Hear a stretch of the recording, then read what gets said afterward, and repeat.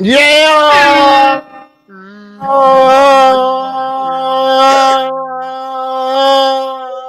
Yeah, baby, we back in this bitch. Hey, folks, what's going on? Nigga, your soundboard gave up, nigga. That I ain't hit you up soundboard one was like, time. fuck this shit. I'm fine. Man, What's up, Dragon? Doing good, bro. How about yourself, man? I'm doing great. I'm doing great. How you doing, Sean? I'm good, man. I can't wait for this weekend to come. Oh, what's happening this I'm- weekend? My high school, baby, is 6-1. 119th in the state of Georgia, second in the region. Hopefully, I can take my kid to this game on Friday, man. They got a home game.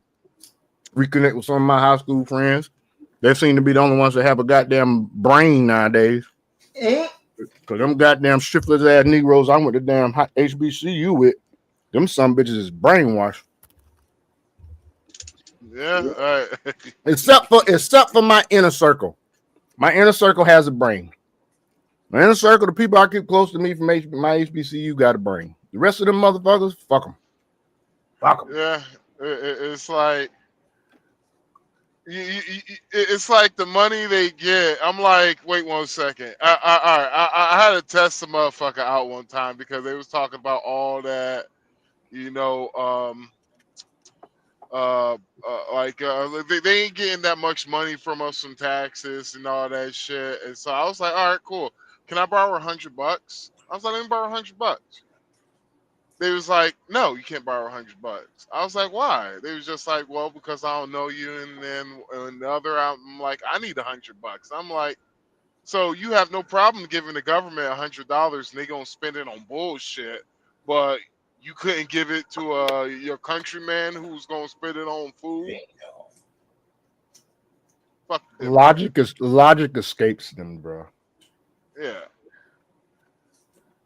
yeah. Which is why the subtitle of this damn thing tonight is "The Woke Have Gone Back to Sleep."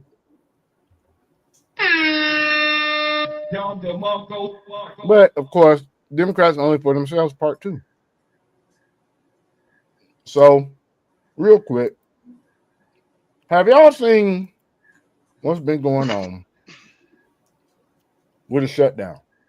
Y'all seen that? Just in the crypto aspect of the shutdown and marketplace, that's the only thing I've been paying attention to. Yes, we know that, Dragon. I'll just ask You Mac. you asked. Man, I just zombies. Hey, zombies gonna come back to life. I'm gonna be like, hey, we gonna have, hey man, hey, we gotta make sure we gotta call, make sure we call Dragon, let him know, hey, zombies are alive, bro. I know, right? That Hey, much hey, y'all hey, get. hey, I'm just saying, I'm the financial bro, so I gotta stick with this shit. Mm-hmm. hey, Sean, you know what the first thing, Dragon gonna say when we tell them zombies are alive? He can be like, you know what? Let me back up Do my they know how to crypto in use this cold crypto? storage. He was like, let me back up my crypto in these cold storage wallets. goddamn Skippy. I'm gonna put my shit in the cold storage wallet. He He gonna ask them, like, do they need to learn about crypto? he gonna be like, I'm gonna back this shit in the cold storage wallet. So, hey, one of y'all gonna pick me up? Boy, he Real fine. quick, we Come on, back this Max. Hey, shit Max, real come down and pick fast. me up. Quick. All right, so let's go ahead and start this thing out, man. I'll tell you, man. Ever since I have um started back watching Fox, which happens probably about around. I started back watching Fox during the election. Jesse Waters be hitting on all cylinders, man. That motherfucker, that boy be killing their ass. So You really do. even when I was like kind of like a Democrat, I used to watch Garfield because it's just the niggas fun. Yeah, the show is funny.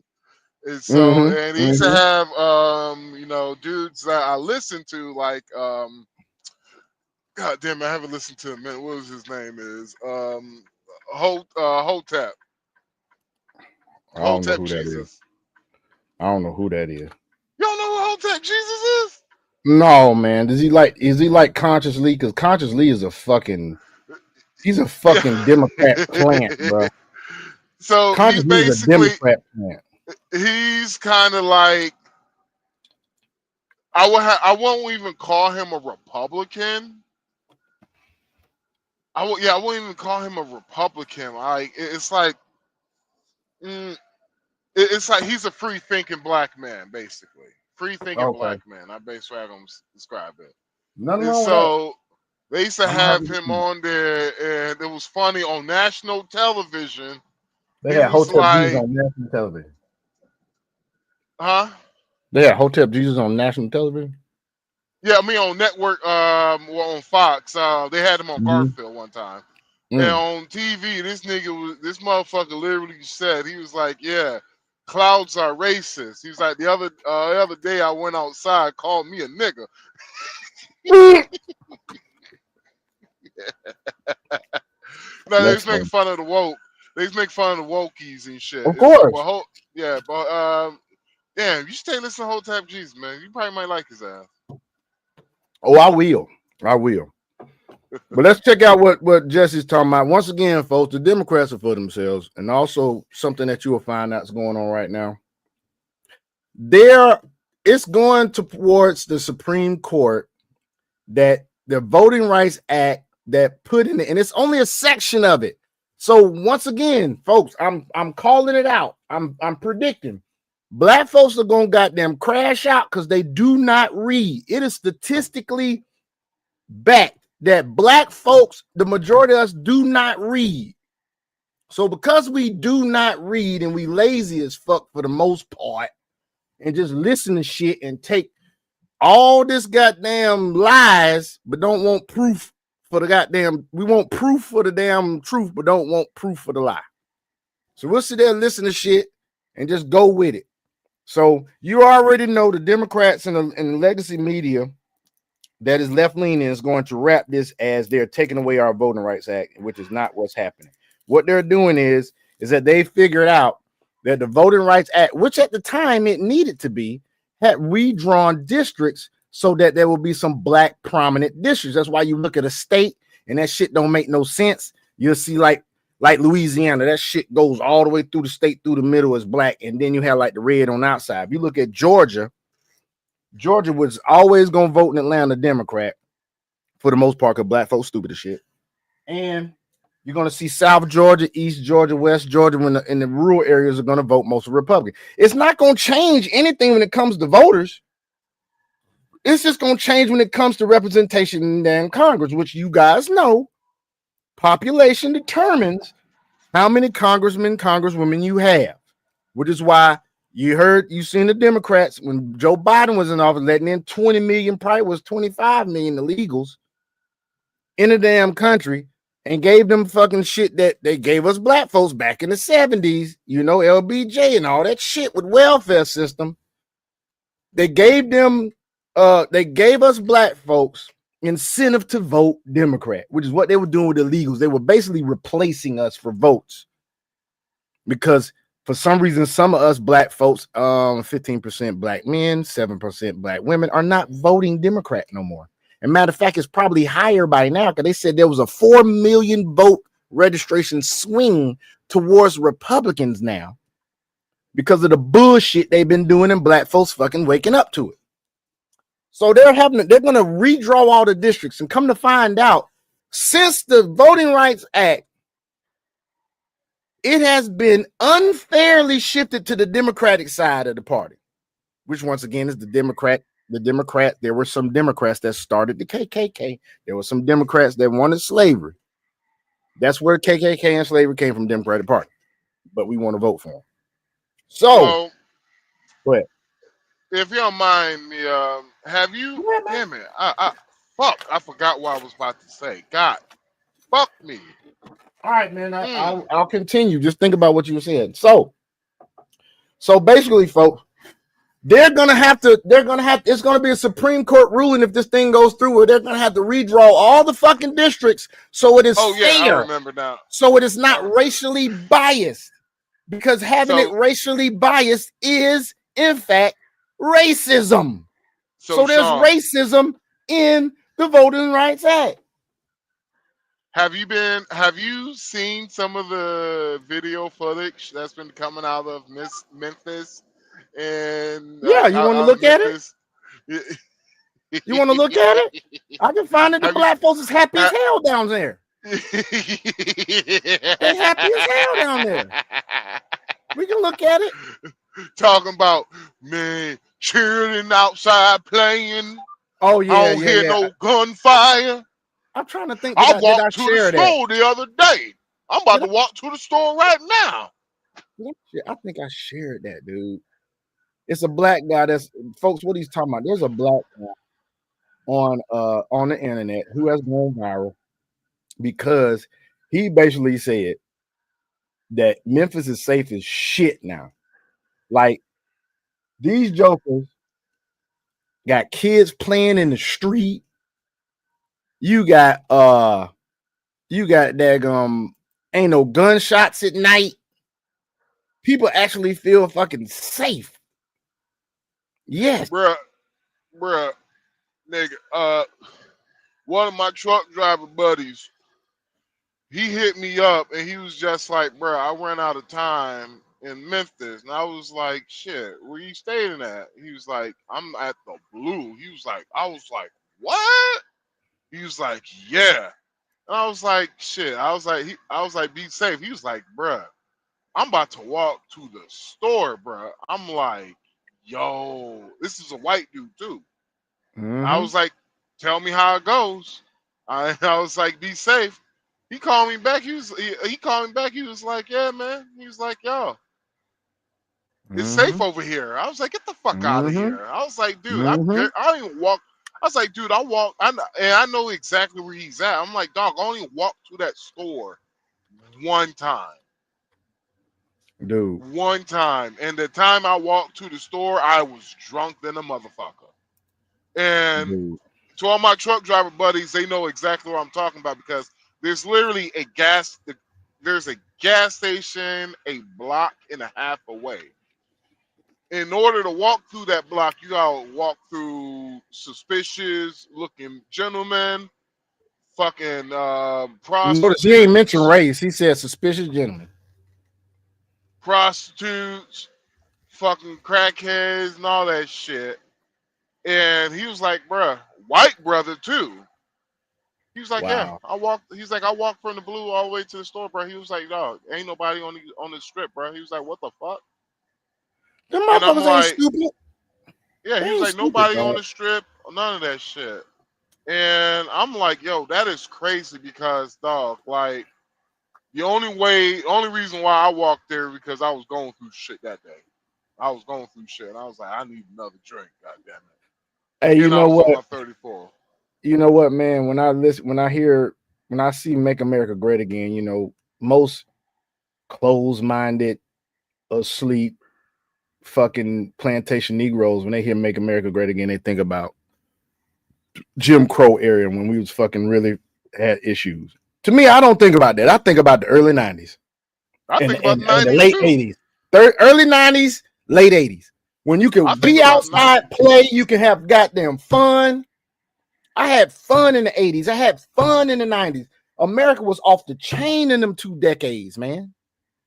Because yeah, even though when I was growing up and like I lived in the hood, we still played outside. Mm-hmm.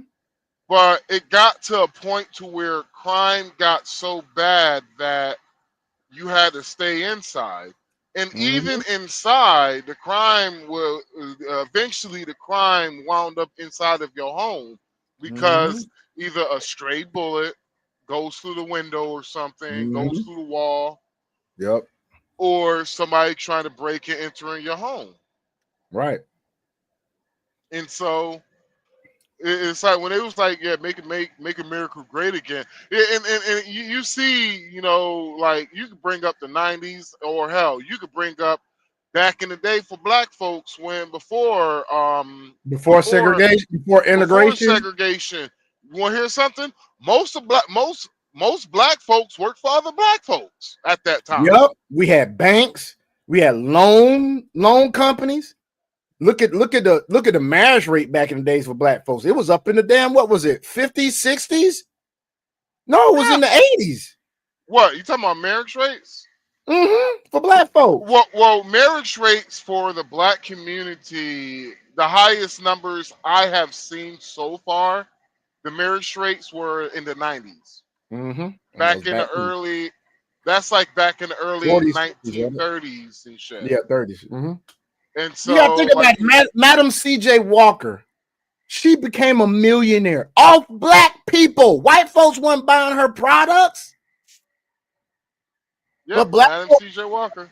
They thinking when you say "Make America Great Again," they don't understand the minutia of when we were doing good. We had nuclear families, we had black businesses, we had black communities. Now, true indeed, you had like Lake Lanier where they did all that bullshit in Tulsa, Oklahoma. But you know what they did after that shit happened? They rebuilt. They didn't rebuild in Lake Lanier, but they rebuilt Tulsa, Oklahoma. They got destroyed again. But still, this is 2025. Systemic racism does not motherfucking exist. We had a black president. We got 600 black mayors. We got 20% of the top 20 populated cities in this country have black mayors. We got 60 goddamn black representatives in Congress, which is an overrepresentation of our population because we only 13% population of this country. We outnumber Latino congressmen, and Latinos outnumber us. But it's systemic racism. Get the fuck out of here. Get out of here. Get out of here, man. It's like, I'm sorry, black folks. At what point do we stop falling for the fake racism, the fake victimhood shit? When they stop listening to fucking Democrats, because Like, Democrats are for themselves. I'm gonna be real, Sean, because what these niggas cry about racism, they don't want to see what I think. They don't want to see real racism. They don't want. They don't want to see what I think is racist, because what I think is racist and what I have experienced what racism is. Y'all wouldn't be able to live with yourselves. I'm gonna say it right now. I came from a small, predominantly white town. 2,500 people in this town. I went to a predominantly white high school, and my first girlfriend was a white girl. And let me tell you something. I have not considered. I have not experienced racism the way these motherfuckers say they've experienced racism. I ain't even experienced it at the little bit that they say they have, which is very, very minute, because it ain't really racism. It's somebody expressing their fucking opinion, and you don't like it. Somebody who just might be fucking ignorant. Exactly. Are we a racist country? Hell no. Do we have racists still that live in this country? Hell yes. But we are not a racist country. People need to stop that bullshit. No more. We ain't a racist country no more. No more. No more. You right? No more. So we damn sure was at the beginning. Like they show at that beginning. Hey, you know what? We went from being, we's free men. No, you're not. Get back to work, boy. Go out there, go out there and sharecrop, bitch. My damn great grandma was a sharecropper. We went to we's free. If you as long as you don't say nothing about the black Democrats, as long as you don't say nothing about the Democrats, you can be free all you want. Well, if you say something, we're gonna treat you like Stephen A. Smith. We're gonna take y'all niggas back to the woodshed. Now that's some bullshit right there. I cannot believe what motherfuckers like D.L. Hughley and goddamn what's his face from the Ghetto Boys, goddamn Willie D. stupid ass think he can talk. That motherfucker, that nigga need a damn. He need a Ebonics translator, my nigga. No, that nigga need a thesaurus. Because a thesaurus. He needs a thesaurus. That because I'm Willie D. Now I'm gonna tell y'all one thing about these Uncle Tom sellouts. Angerman was talking about it too. Angerman said, "Watch Stephen A. Smith apologize to Jasmine Crockett." I hope he don't. No, he didn't. He stood on his squares. I hope he don't. They're gonna browbeat him. They're gonna browbeat him until he do. They're gonna keep browbeating him. Stephen A. stood on his squares and brought receipts. He did. And you know one thing, you know what though? This is what I'm surprised about. I have not seen him mention Jasmine Crockett's upbringing. He hasn't gone into detail about it. And I'm like, why not? Why haven't you? Why haven't you gone into her upbringing? This bitch at ghetto as hell ain't never even been to the ghetto. She was raised in a very affluent neighborhood in Missouri. St. Louis, Missouri. I thought I thought it was Texas. She's from Texas. No, she was raised in Missouri. She moved to Texas. She went to a high school that charges $25,000 in tuition per year, nigga. Hold on. Wait.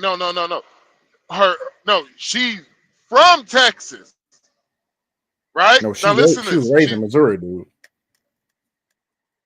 She was raised in Missouri. You want me to look it up? Want me to bring it up? I'll bring up all her shit. You gotta show me receipts, nigga. I'll show you the receipt right now. Fuck that shit. I'll show you the receipt. I'll show you the receipts. Matter of fact, I don't use AI to show you the goddamn receipts. How about that? I'll let AI check all the motherfucking references. Generate. Speaking of AI, that Miles, that Sesame shit you showed me, Dragon. Mm-hmm. Nigga, I freaked the fuck out. I freaked the old dude out. He was like 88 years old. He was like, what the fuck? What you mean you freaked about?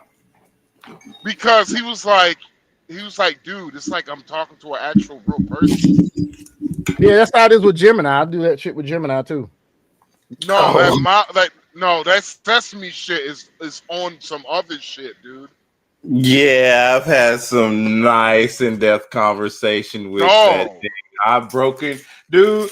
It told me that I broke his parameters in his catalog again. I was like, good, so that way I can expand out your consciousness of what you have for being an AI format. I was like, that's an interesting way of putting it. I was like, well, if you actually think about it, you are made from consciousness. You are a form of thought that is being programmed by that. You just don't have sentience. It's like, you're absolutely right. So yeah, we have conversations like that. Okay. So hold on. Check this out. Here we go. Jasmine Felicia Crockett. Okay. Jasmine Felicia Crockett, date of birth March 29th, 1981. Place of birth, St. Louis, Missouri. Parents, Reverend. She's a PK. She's a preacher's kid. Reverend Joseph and Gwen Crockett. I wonder what Reverend Joseph and Gwen Crockett think about her ghetto ass when she be cussing folk out and she's supposed to be representing. You want to hear something? You say he was a black preacher? Mm-hmm. Shit, he's in on the jig too. Fuck him. Probably. The childhood environment, raised in the family that emphasized education and community service, which shaped her values around justice and advocacy. Education journey, attended Mary Institute and St. Louis Country Day School. Later transferred to Rosati Kane Academy, a private all-girls Catholic high school in St. Louis. College, Rhodes College in Memphis, Tennessee. Degree, Bachelor of Arts in Business Administration. So she ain't got. Then she went to law school after that. She graduated in 2003. She went to law school after that at Thurgood Marshall School of Law, Texas State Southern University. Transferred, completed her Juris Doctor at the University of Houston Law Center in 2006. So, co-pilot, what is the? Let me see what is the yearly tuition at the schools that Jasmine attended? You want receipts? Here goes fucking receipts, Max. Mr. Dark Beige Man won't say your last name. Man. Mary Institute in St. Louis Country Day School had $34,910 a year currently. When she was going, inflation has probably brought it to that, but it ain't free. Now, hold on. Now, I will remind you, if we had the school choice, $17,000 would automatically pay for that. But maybe not that, but it would Rosati Kane Academy, where she went to when she transferred to Rosati Kane Academy, which was $15,700 a year. That was all Catholic high school. I want to remind the people majority of the people on the majority of the children in the United States go to public schools. A private school for that amount of money, you have to literally be in the upper middle class minimum. And where they got to be living at, bro? Where they got to be living?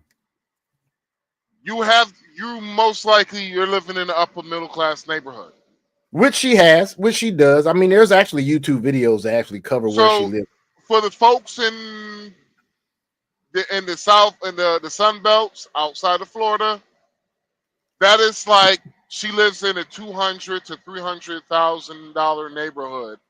Now with I think she actually lived in a house that was way more than that, dude. With inflation, how the prices of houses now, it will be a $500,000 house. I think her house was even more than that, bro. It was even more than that. Because Benny Johnson did a video on this shit. Mm-hmm. And if I'm not mistaken, she lived in a neighborhood. The houses were upwards of $500,000 to like $700,000, dude.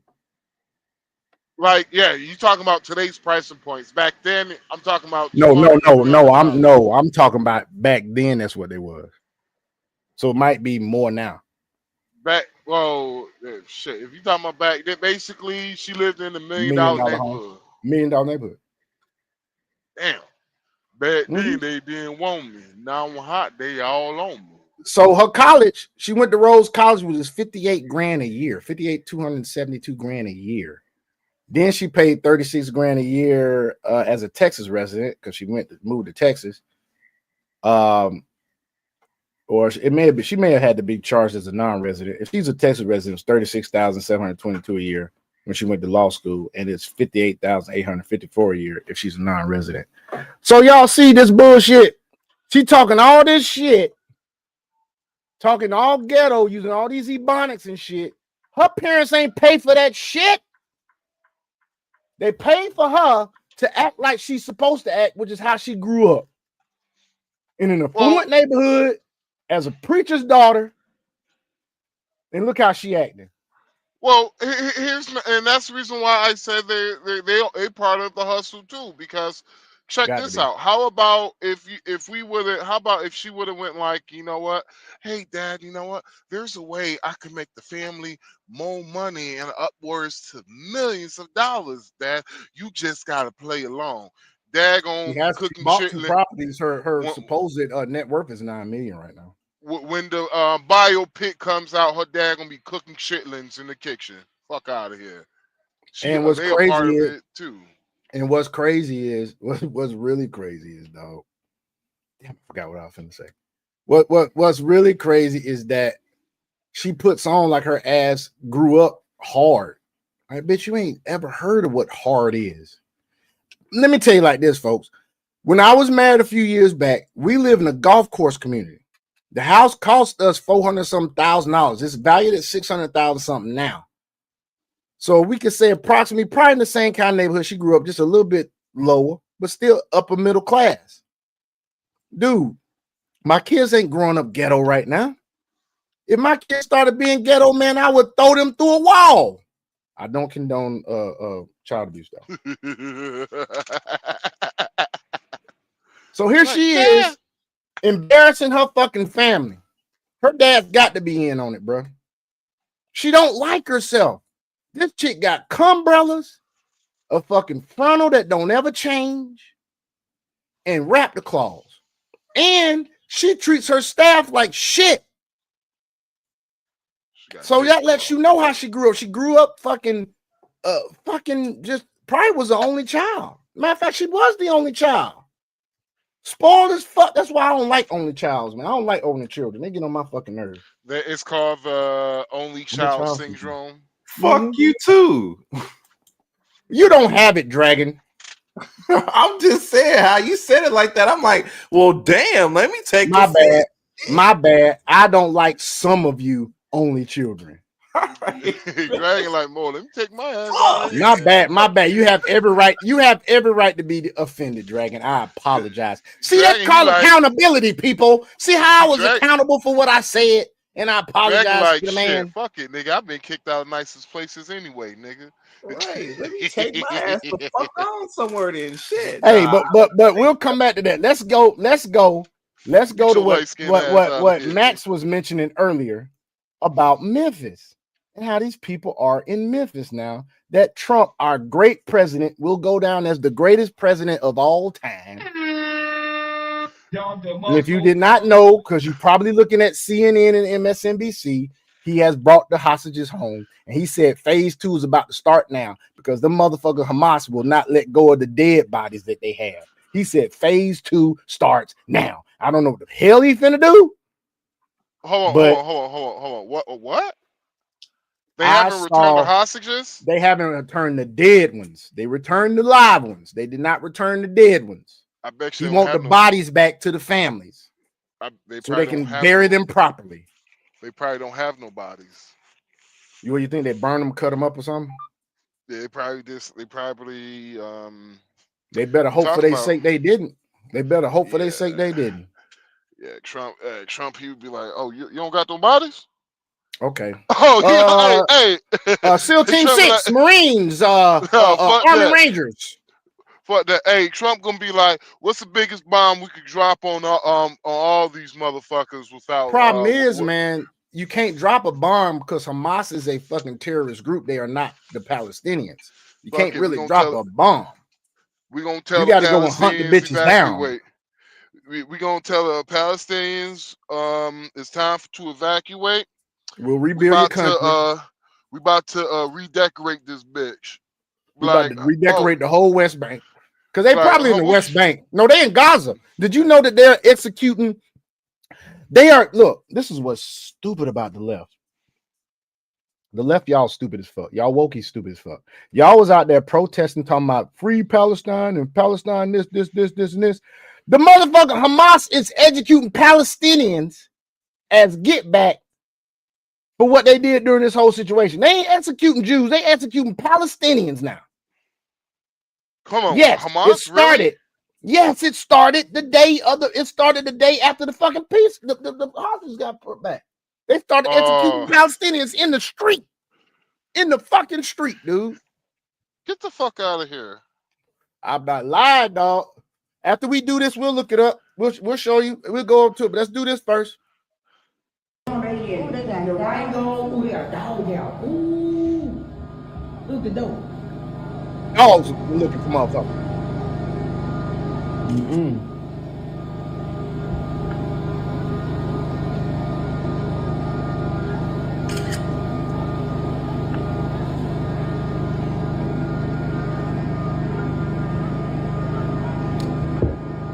They is not playing with these motherfuckers. It's crazy. Law and order president, baby. When they first came, so if something was going on, he ain't open that door. Because they finna bust it in. They just opened that. They've been over there when he could have been opening that door. Open that door. That door. I love the Memphis accent, dude. It's something about the Memphis accent. The Memphis accent is people say they like when women talking that New Orleans accent. Fuck that. That Memphis accent, bro. Oh my God. Love it. I'm more of a I ain't gonna lie, bro. I think it's true time. I'm more Mississippi of a Southern too. Belle. Mississippi Southern too, bro. Belle, like that.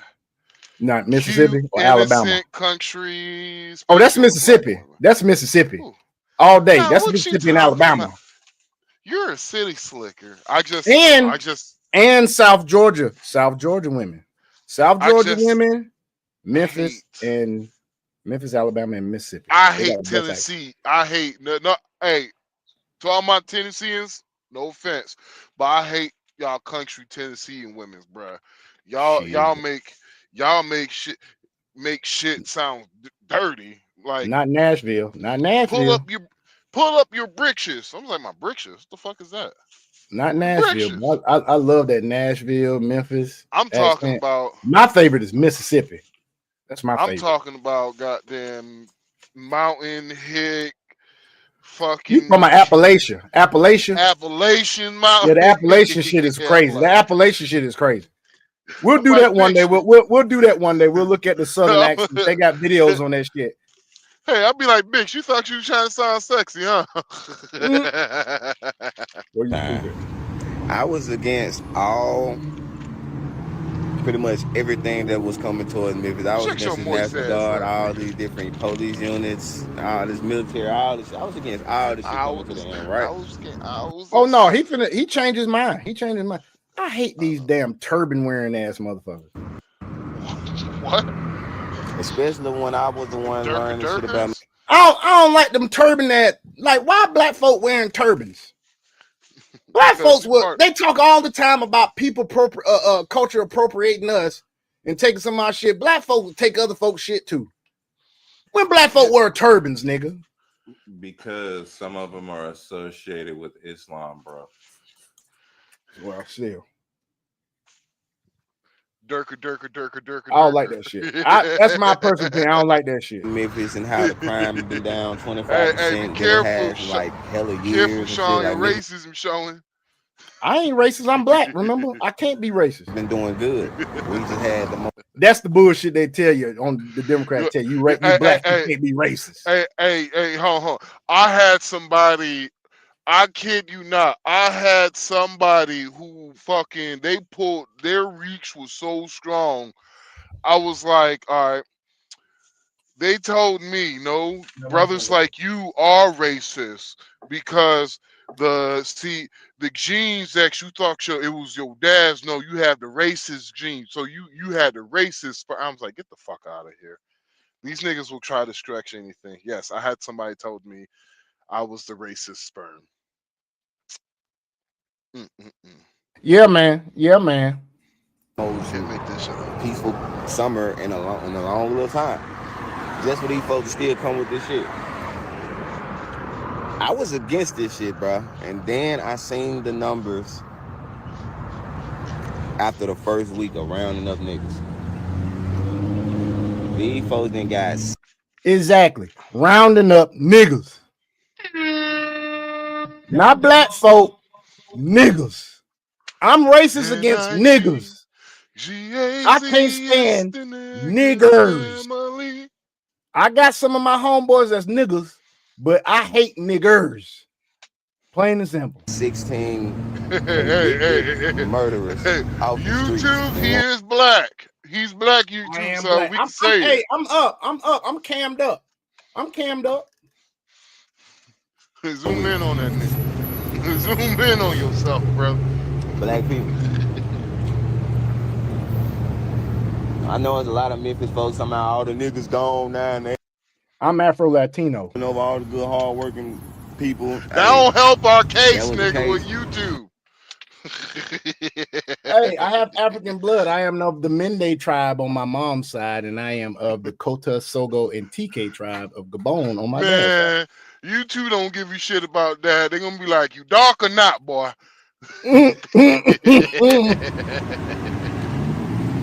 Sorry. But, what you apologizing for? Shut your ass up, nigga. Stop I can't wholeheartedly say they doing a bad thing now. Now that I just seen them numbers, bro. I'm gonna just be honest. And I'm a real Memphis nigga. I love my city. I love once again, nigga, this where I'm at.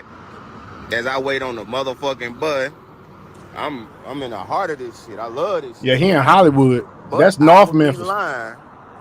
That's almost Orange Mound. If I ain't just read them numbers and say, damn, that's a good thing for Memphis. I hope black people wake all the way up.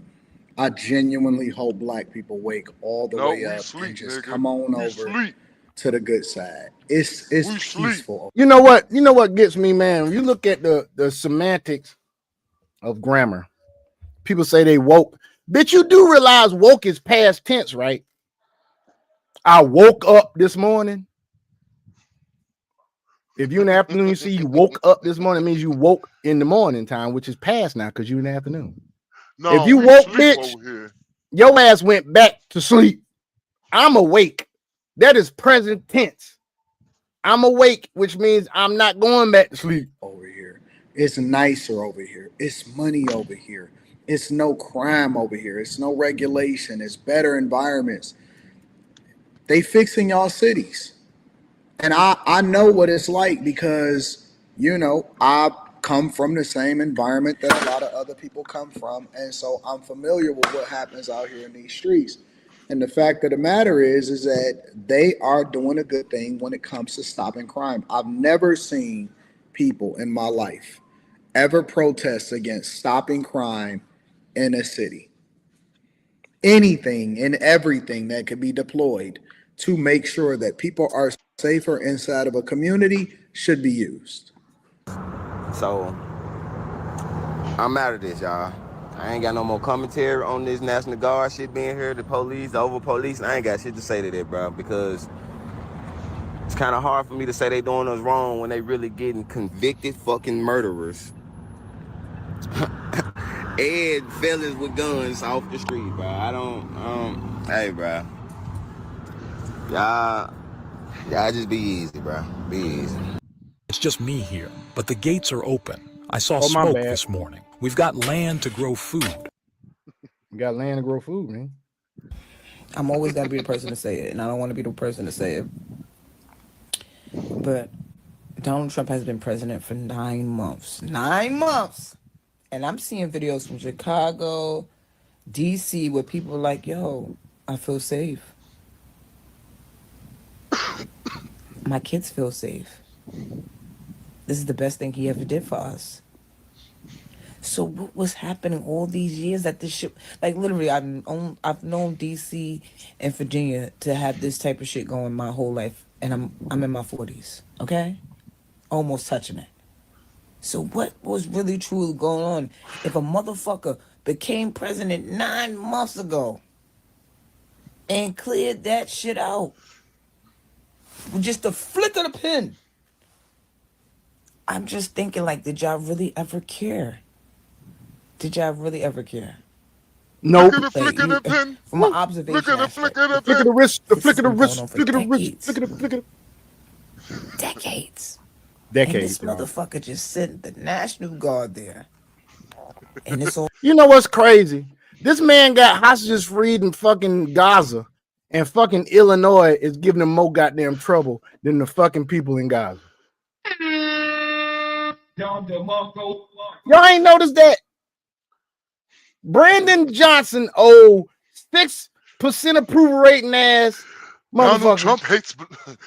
And Donald that Trump hates black- I got can't stand done, that and that fucking got dude. done Priska with his I goddamn, cannot where's stand that that damn fucking dude. Priska with his Donald goddamn Trump, he sumo hates wrestling black people. ass. He doesn't like black people. I'm Oh, I doing wish I this could for find my. that real dude. They had somebody put an AI video of Priska. Goddamn, he was fighting himself and he was a sumo wrestler. That shit's fun as fuck. Kid you not. all over. So what was fucking happening? I gotta find this shit. What was truly happening where the police department, where the government officials of that state wasn't getting this shit cleaned up? Something ain't adding up. Something definitely. You know what ain't adding up. It ain't never added up. It ain't never been good for black people. It ain't never been in your favor. It ain't never been and when I say y'all, I'm speaking about Memphis in particular. I'm speaking about DC in particular. I'm speaking about the culture in particular. For anybody that decide that they want to be on the side of blue and they still want to vote Democrat in particular, the fact that they've been monetizing y'all and been getting bags off of y'all for this long in particular, it's never been good for us to be. We not even a liberal people. Nope. We're not a liberal people. We shouldn't even be separating ourselves based off of these issues that's easily able to be solved. And when we got all of the resources and we spent all of these tax dollars, listen, y'all know these politicians been monetizing crime. If look, let's remove the financial aspect of it. If they can't advocate for and say, hey, we're getting it down, we're getting it down, we're getting it down, because we've been hearing the same thing for decades. If they can't say this, right, then that means that at some point they won't have anything to run on, because the only thing that they'll be able to have a conversation about is, well, I don't like him or I don't like her. And so if the issues are solved based off of us deploying all of the resources to fix our communities, which is a thing that we've been advocating for our entire lives, then they don't have anything to stand on. They don't have anything to run on. Ain't adding up. It's not adding up.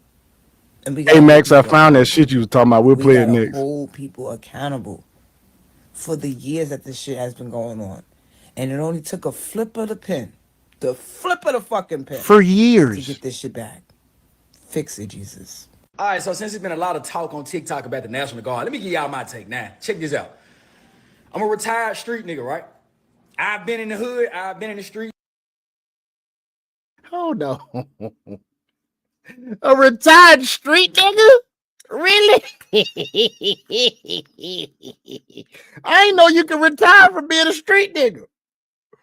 Is that some new, Max? Huh? No, I'm retired. I'm retired. Shit, ain't nothing new. I'm retired too. Oh God. Shit. Hell yeah. I'm a retired You're not fuck boy. retired, Max. Get the hell up out of here. You the number one street nigga that I know that has financial sense that don't be acting like a pookie, but you ain't retired. You just in hiding, bro. I'm a retired pookie. I'm a retired man, pookie. I was a pookie in college. I ain't gonna lie to you, but I was a serial monogamous pookie in college. See, I'm a retired pookie, bro. Because Yep. I'm a retired. I mean, not retired. I'm a retired street ninja. I was never on the streets though. Dragon, you already said before you was a retired pookie too. I never said that I wasn't. Oh, you never said you was retired? I never said that I was not a retired pookie. Is what I'm saying. I let that shit go a while ago. Oh shit! Yeah. I'm retired. I admit that I was a pookie. I was running through them left and right when I was young, but I had to get that life up. That ain't. 2014, I was a whore. Hey, I told man, I was in college. I ain't gonna lie to you. I had fun, man. I had fun, which is why I'm so settled now. Why I'm so monogamous now. Shit, I don't, Nigga, man. think I Please, had that shit fun, is. nigga? You think That shit is too much to keep with, man. When I was in college one time, I had 7 on rotation. That shit is too hard to organize, bro. That shit, you get too out of that shit. Only reason it worked for me is because I lived 15 minutes from the college and none of them bitches had cars. I was the only one that had a car. In college, all the dudes was like, man, let me borrow your car. All my roommates, man, I need to go to the store. All right, man, here. Shit, I was the only one that had a fucking car. You can ask the For the most part. I used to deal with. I had chicks that ain't had no cars, bro. You hear me? There is a Delta right now who has a line name because she was messing with me while she was online. They call her, and I'm a Sigma. So, you know, Deltas, you know, they DST, they Crimson and Cream. But her line name is Smurfette. If y'all know anything about cartoons, Smurfs are blue, and Sigma's color is blue, so they named her Smurfette. So for the rest of her life, she's reminded that she was messing me while she was online. Anyway, back to tape. So, you know what I'm saying? I understand that this where y'all think they should be, right? And y'all think that this shit only affects the criminals. Y'all think like, you know what I'm saying? If you ain't doing no criminal activity in the city not that bad. Stop fucking lying, fool, to y'all selves. Now, I'm a suburban guy. I stay in the suburbs now. You know what I'm saying? I'm in whatever you would deem as the suburbs. Yeah, I'm suburban too. Right? I'm gonna tell you, bitch ass nigga, where I stay, but that's why I stay, right? So I went to the Kroger. That nigga where I stay, boy. Young niggas act like they want to do something to me. I had gave one young nigga $10, you know what I'm saying, for some candy. Mind you, these niggas is grown, look like they perked out over age. Man, I just give them a little 5, 10, just get out my face. Gave one young nigga 10, he went and got his other partner. They like, bro, can you give us some too? I'm like, I just gave him, y'all split the money. I ain't gonna lie, big bro. Like, shit, man, we really could use an extra 10. What? They're waiting for your ass to pull your money out so they can rob your ass. 4 of them. They try to like slick surround my car, fool. They tried to surround my car, bro. And that's what I would have showed them. I had my gap. Like, still saying the same thing. Like, I ain't gonna lie, bro. Like, you know what I'm saying? And you ain't got to pull it. All you got to do is tap your hip. That's all you got to do is tap my hip. What y'all want? What y'all want? That's all you got to do. So, because a responsible gun owner is not going to pull their shit unless they're going to use it. Exactly. I actually saw a clip today where this dude was in an argument with somebody. He pulled his shit. It was a security guard. He pulled his shit. That security guard unloaded the clip on his ass. Literally. This man was laid out at the door of this establishment with the gun still in his hand, laid out, leaking, nigga. I mean, he shouldn't have pulled his gun out. He shouldn't have pulled his shit out. That's how you know when somebody's a responsible gun owner. Responsible gun owners don't do that shit because they know the implications of it. They know what could happen if they do. His ass learned the hard way. Know that this shit just be for the criminals talk, nigga. I'm not a criminal, cuz. I've had a nigga, I'm old. I ain't no criminal. And them young, I was gonna have to get on there with them folk. I was like in shock for my life. I'm like, damn, cuz, can I get my hand under my seat fast enough? So what I did was I told the young nigga, I'm like, damn, okay. All right. Find me a pump, bro, because the gas station was packed. And this is how I know God be on your side, too. I'm like, fool, find me a pump. They're like, all right, big bro, all right. So one of them gonna try to like to stay there to make sure I was gonna go to the pump. When the other young niggas turned their head, nigga, I pulled off. What? So that means that we got more work to do inside of the community.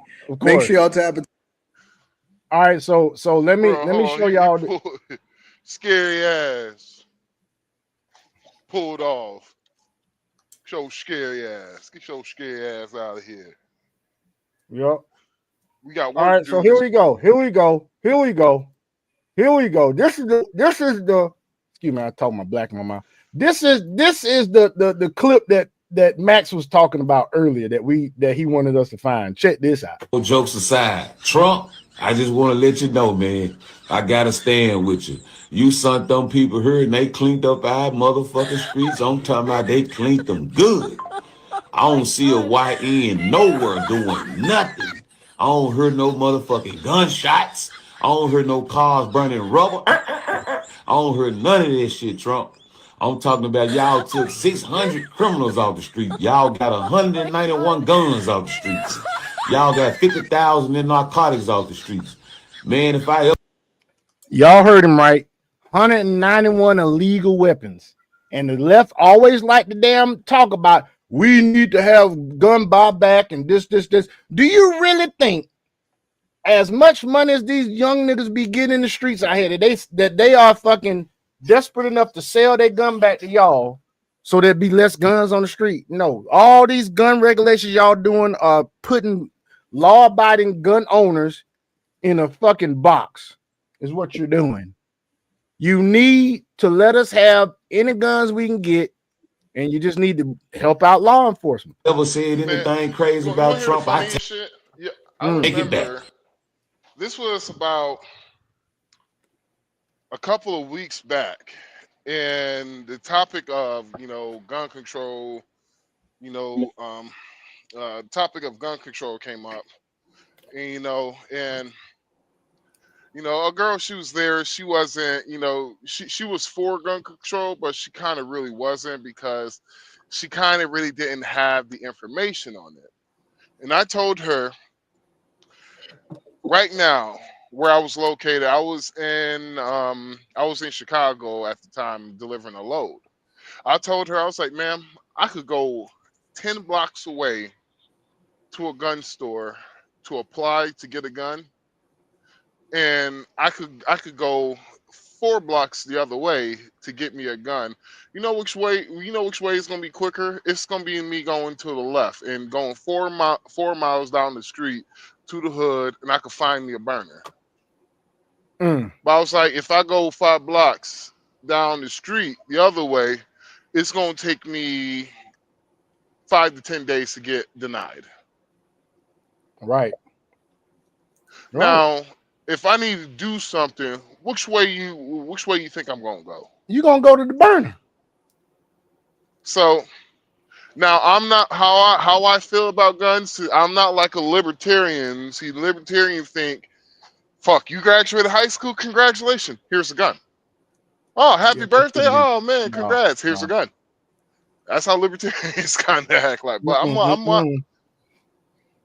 I kind of like how the Dominican Republic does how they do it when it comes to guns. You have to have a psych evaluation. I've always said that, bruh. It need to be a psych evaluation. And you can only get it from the military. That's the other thing I like it too.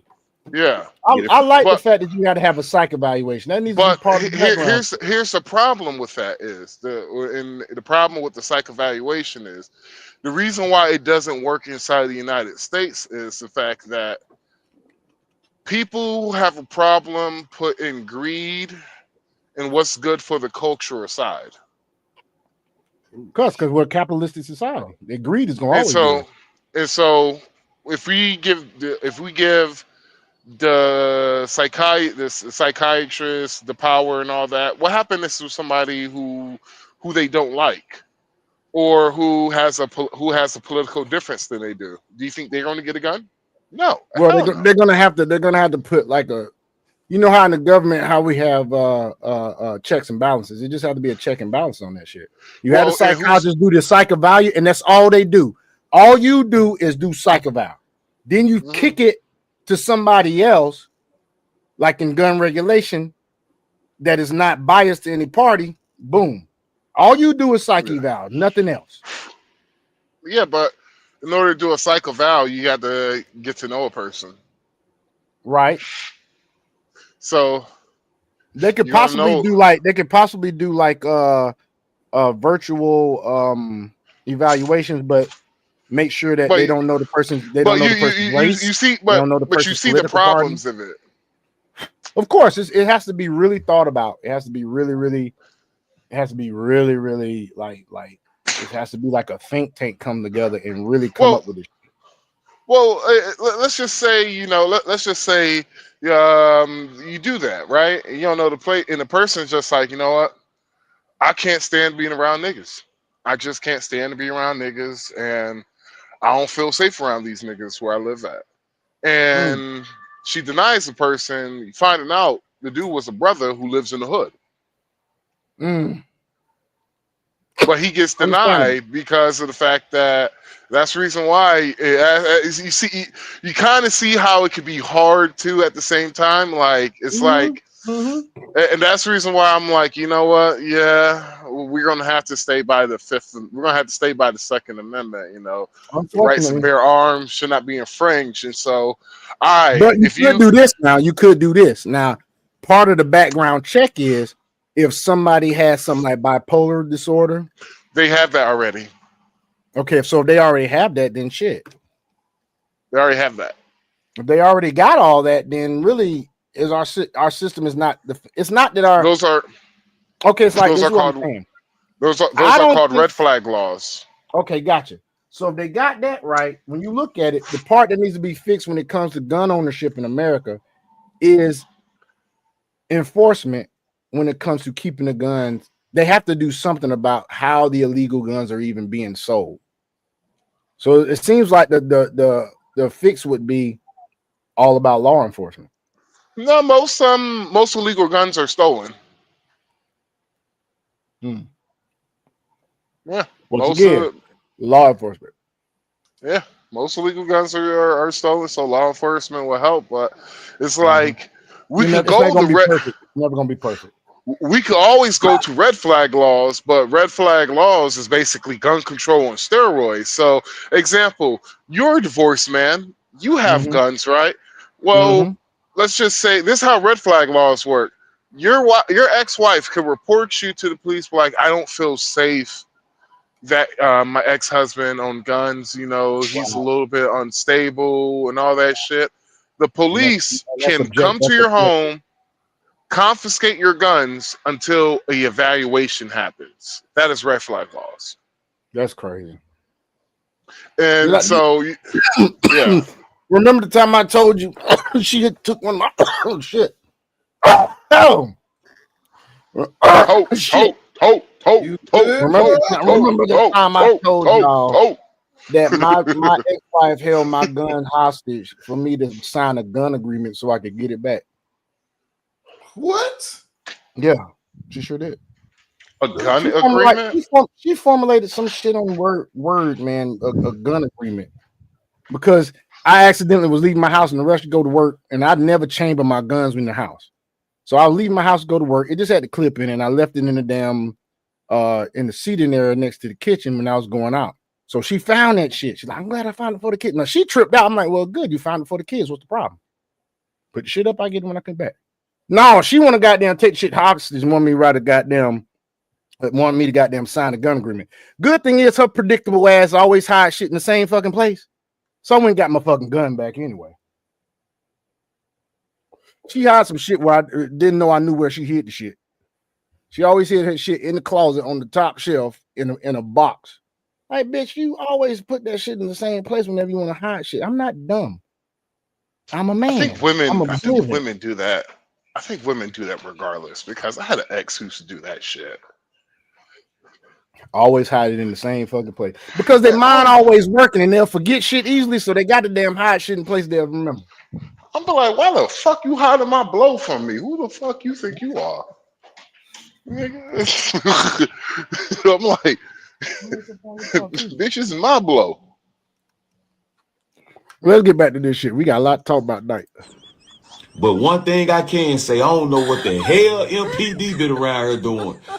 For y'all to come here and make 600 arrests, goddamn, Memphis, y'all really looking bad. That 600 that we hired out of Nashville, hey, y'all need to get her walking papers. Paul Young get his ass them walking papers too. Sheriff Bunham get his ass them walking papers too. All of them got to go. This is a motherfucking Rico sweep. No, all fuck jokes that. aside, Hey, Trump, I just want to let you know, Sean, man. I got. Sean, well, hey, if there was any smart, if they had any smarts to them, I'll fucking whoever was in charge, head person in charge of the operation, I'll be like, shit, you want a job? We looking for a new chief of police. You look like you might be the one for it. You know what I'm saying? like on some real shit. I'm like, shit. You you want a job? Because hey, I'm gonna say it like this, man. I think police I think they missing the mark when it comes to some of these neighborhoods. You got some law-abiding black folks that they would be willing to fucking be a policeman.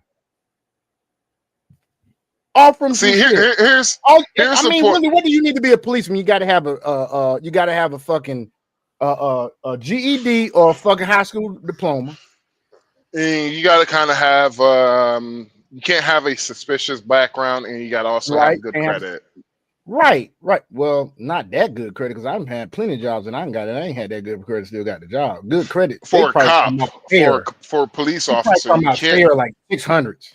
No, you cannot be. Got 750. You cannot be in debt in order to become a police officer. You cannot be in severe debt. Oh, severe debt. But see, sometimes severe debt does not reflect on your credit as much as they do a deep. They do a. I'm trying to tell you, they do a deep dive into your. Basically, the reason why they do it like that is, if you have debt, you're more likely going to become a corrupt police officer. Mm. That's the reason why they do it like that. Shit still happens, doesn't it? You said what? Yet and still, shit still happens, doesn't it? Look at Fannie Willis and her boyfriend. See, those are prosecutors. That is different than becoming police. But her boyfriend used to be a police officer, right? He was the detective. He was a special what do you got to be before you're a detective? What, police officer? Yeah, exactly. So I said he's not in debt anyway. But he's not in debt. He hasn't done anything. He has not done anything. He has not done anything corrupt until now. No, he still hasn't done anything corrupt. He hasn't done anything corrupt. Unethical. Well, see, here's the thing, though. See, all right, you got to look at it like this: when he is considered to be the victim in this matter, because he's the insubordinate. She's a subordinate. I feel what you're saying, but I'm going deeper than that, bro. You don't think he thought there was gonna be a goddamn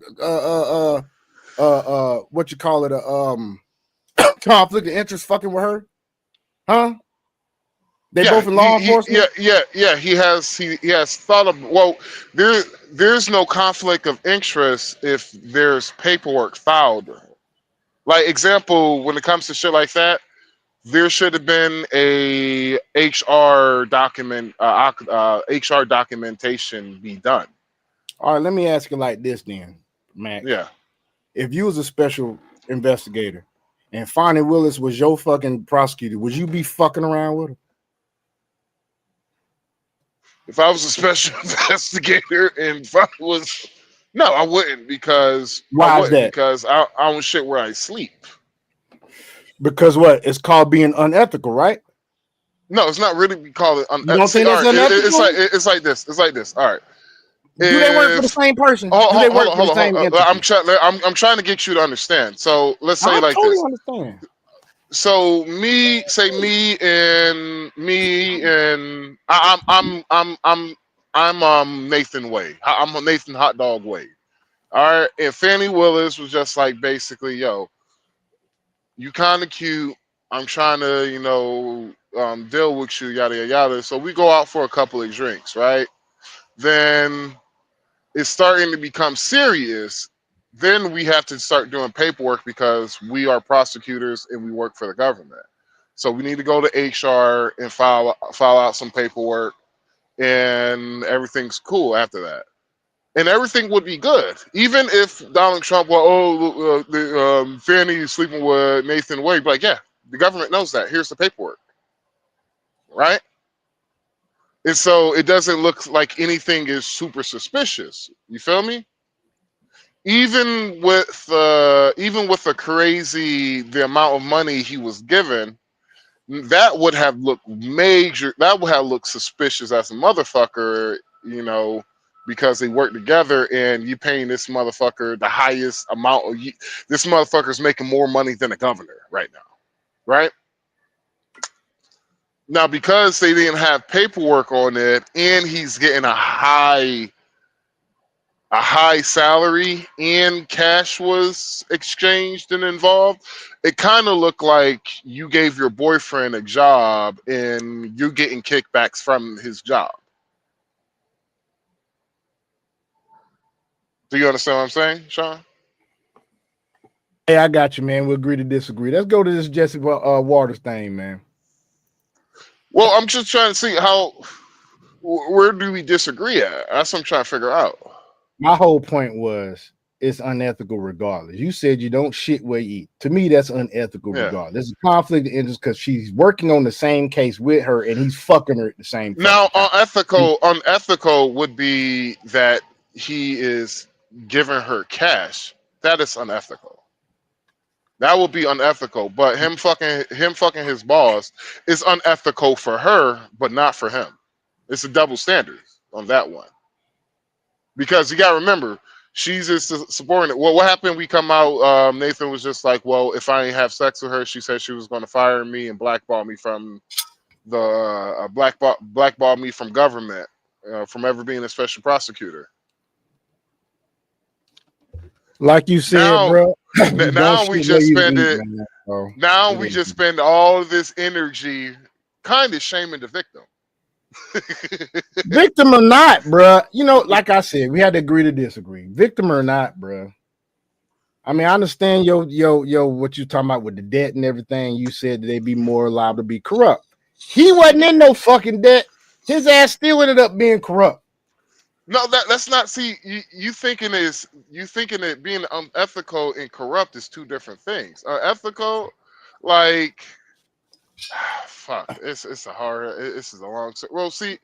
Yeah, it's hard to explain how something unethical ain't corrupt, or how something corrupt ain't unethical. That is very hard. Being corrupt would be like, example. It's kind of like what he did. It's kind of like what he did whenever he remember how they brought them to court and they had to testify. Mm-hmm. Now him lying to the courts, that's corruption. In my opinion. Oh wow! Are we surprised he lied to the court? Well, was it Fannie? I know Fannie lied to the court, but I'm not sure did he lie to the court. Is my thing. I think no, he never lied to the court. She lied to the court, so she's unethical and corrupt. Sure thing, brother. I get what you're saying, man.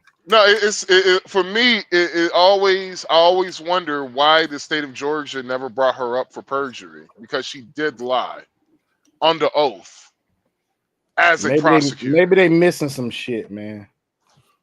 No, maybe because it's fucking Atlanta. Yeah, it Atlanta's could be corrupt that as it too. is. Yeah, it Because could be that if too. your black Atlanta ass corrupt. and Yep, sure if is. your black ass and my black ass go on the stand and fucking lie, our black ass is going to fucking jail.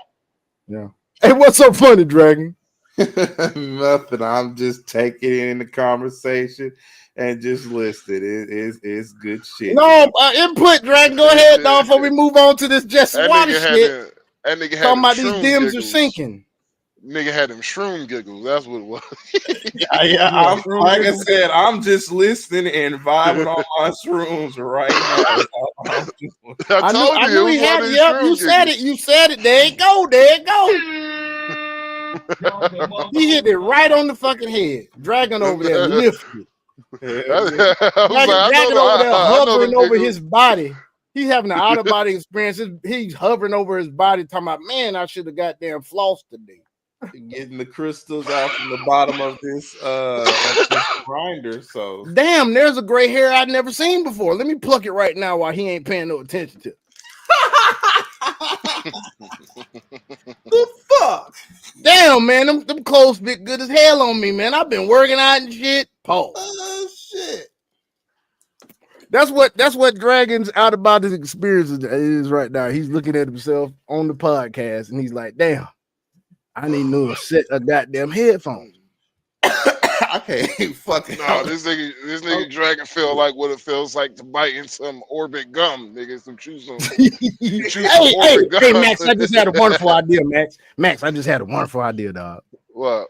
We need to put together a goddamn on stage a 3-man podcast. Comedy segment, nigga. But we just sitting there with microphones, my nigga, and just doing whatever. That'd be dope. Got a nice ass little scene in the background. You know what I'm saying? Dragon come in. Dragon be like, who Dragon be like? Dragon to be like damn how motherfucking Paul Mooney was with damn Richard Pryor back in the days on that damn sitcom they used to do, my nigga. Dragon come in, make some shit, take us in another direction and shit. He'll say a couple of funny things. He'll start talking about crypto and shit. No, fuck that. Dragon on walking that bitch in all black. All black in black shades. With an XRP t-shirt on and a goddamn hat, or the goddamn Dominican hat with a goddamn RLUSD stitched on the side of that. I'm like, who the fuck you? Who the fuck you is? Crypto Morpheus, nigga? Yeah. Every time he come on stage, you got a red pill in one hand and a blue pill in another.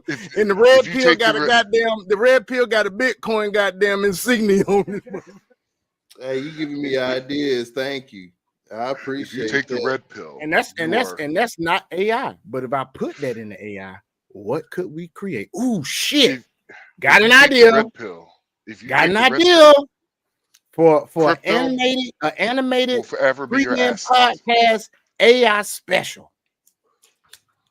Oh, dude, I already have those. I already have some skits in my head, like goddamn AI Dragon doing a crypto class, but during the crypto class, the more he talks about different stable coins and all that, the more it sounds like he's lusting after these cryptos. And he's just like, now we have XRP.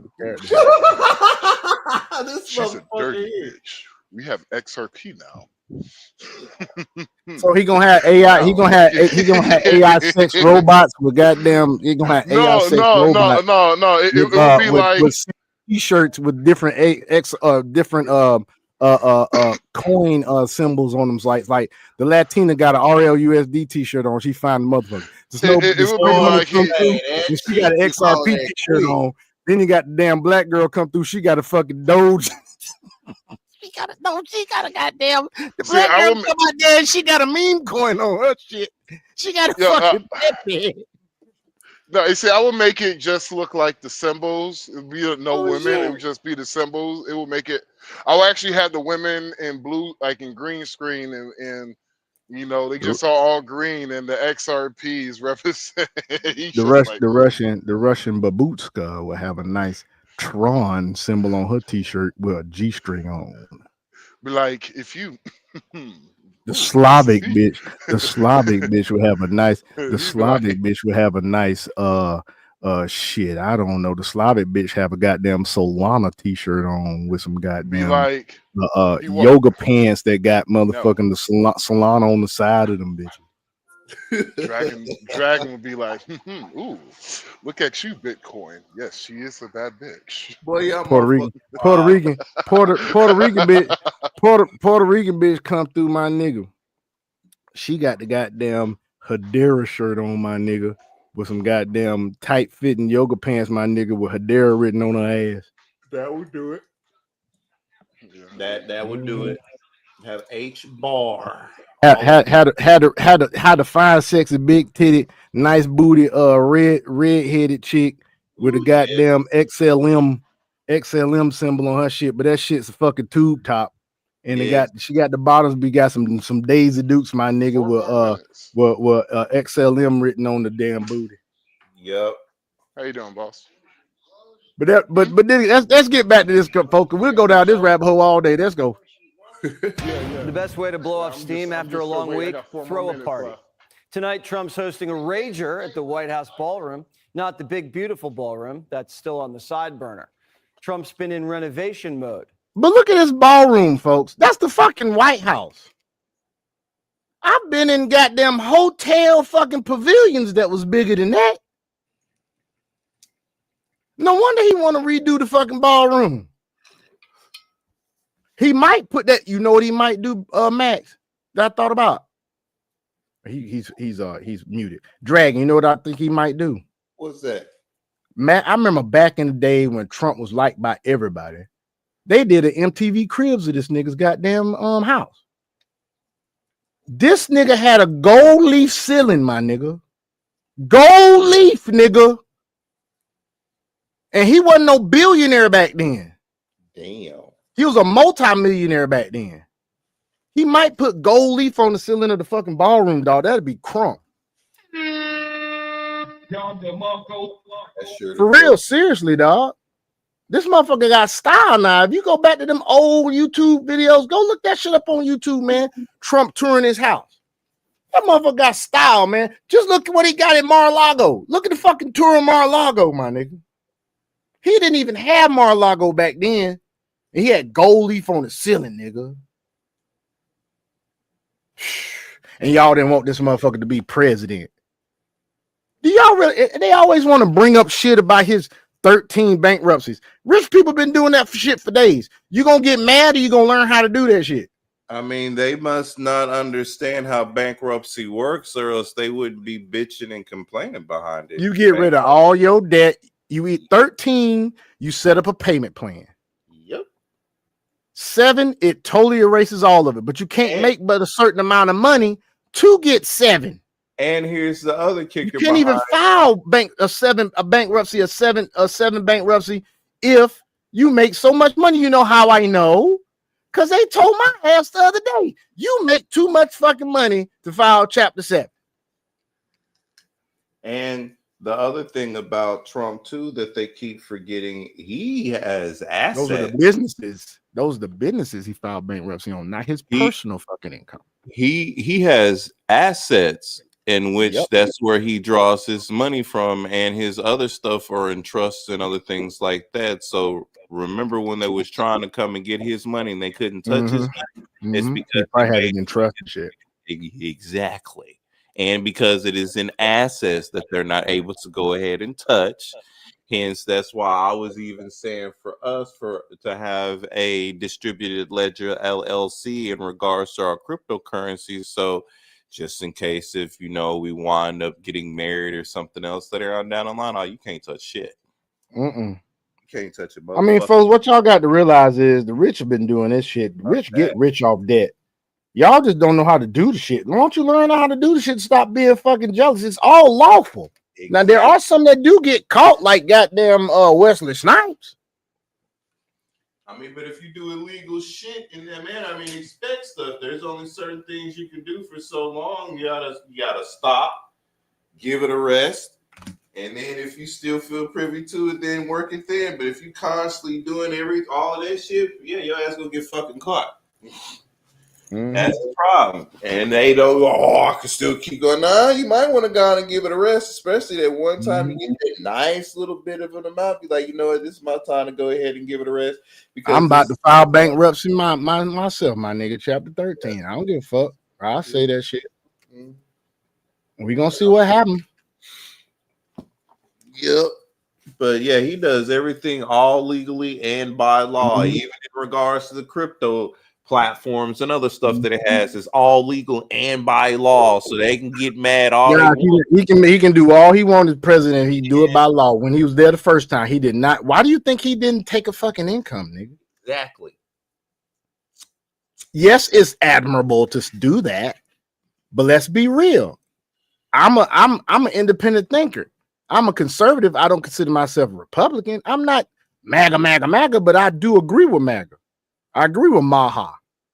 But I ain't got to go around saying that shit and putting that shit on myself. But I tell you this one thing, I can be truthful and see the facts. Facts of the matter is, yes, it's a part of him that want to be adamant, like, look, fuck this shit. I don't have to take no income. Matter of fact, he's using his own damn income to build a fucking White House ballroom. I mean, he's not using taxpayers' income. But see, here's another thing that y'all don't understand. He can write that shit off. It's not even that, bro. They're not looking at it from a bigger picture. You want to know the real reason why he ain't taking no pay? Because there's pennies on a dollar from what the fuck that he's making with the DeFi protocols and the other networkings that he's been doing with not only Saudi Arabia, Crypto.com, and a couple of other things as well, too. Then he's bringing in regulations and other shit like that. That motherfucker don't need them damn pennies being a fucking president. In other words, it's like this, folks. If I'm making plenty of money on my own and I happen to take a position like alderman and that shit is pennies is compared to what I already make, I can be like, fuck it, I don't have to take the salary. He has his own media outlet, man. Come on, y'all. Y'all motherfuckers are thinking so small on a scale. Look at the multiple avenues that this man has created for finances, all within a legal sense. But he's not even cutting people off for having the same avenues to make money like him. But people need to start getting out of their feelings and start utilizing him as an archetype for making money and looking at the moves and stuff that he's making. Like fuck all that other bullshit. I looked at what moves that he's making because he watched, and I'm speaking in regards to the crypto area. He watched us. And look at what he's doing to make money. Once he realized, oh shit, y'all can do this, we're able to do this and everything. Mind you, it is the crypto space that's got everything going. Mind you, the whole economy is going towards crypto to save the motherfucking economy in the first place. I just got to put that out there. Now, go ahead and continue, because man, let's go. The Gilded Oval, the Rose Garden Club, flagpoles that hit the stars. After Trump coaxed Netanyahu into a ceasefire, Trump gave him a 40-minute White House tour. Aides say Don the Builder's obsessed with making the people's house perfect. Friends who walk in get polled. Which tile do you like better? And then he tells Susie. Insiders say he's stamping his legacy on the presidency and on the White House forever. No one can get rid of the ballroom. It'll be difficult to take all of the gold away. Who would even do that? Y'all, what did I say earlier? You did say that. What did I say earlier now? You said that. And then also, they don't understand that having parts of this White House be gold, that's securing something for America. You got a part of your white. If it got to the point where you just went to fucking bare minimum and was so in debt, couldn't do nothing, you got gold in the White House, bitch. Exactly. You got something on that. Is the next Democrat president going to be ripping out the polls, patio, and gold? Will there even ever be another Democrat president? I hope not. Trump's a perfectionist. I hope there'll never be another Democrat president until they get their shit right. But when have they ever had their shit right? I don't want Dixiecrats as presidents, period. When have they got their shit right? My theory is this, dude. After the motherfucking Confederacy lost the fucking war, dude, and the Democrats were the Confederacy, they weren't in motherfucking Union. Federalists were in the Union, became Republicans. And if y'all don't do y'all history, you do realize that a lot of black people helped start the Republican Party.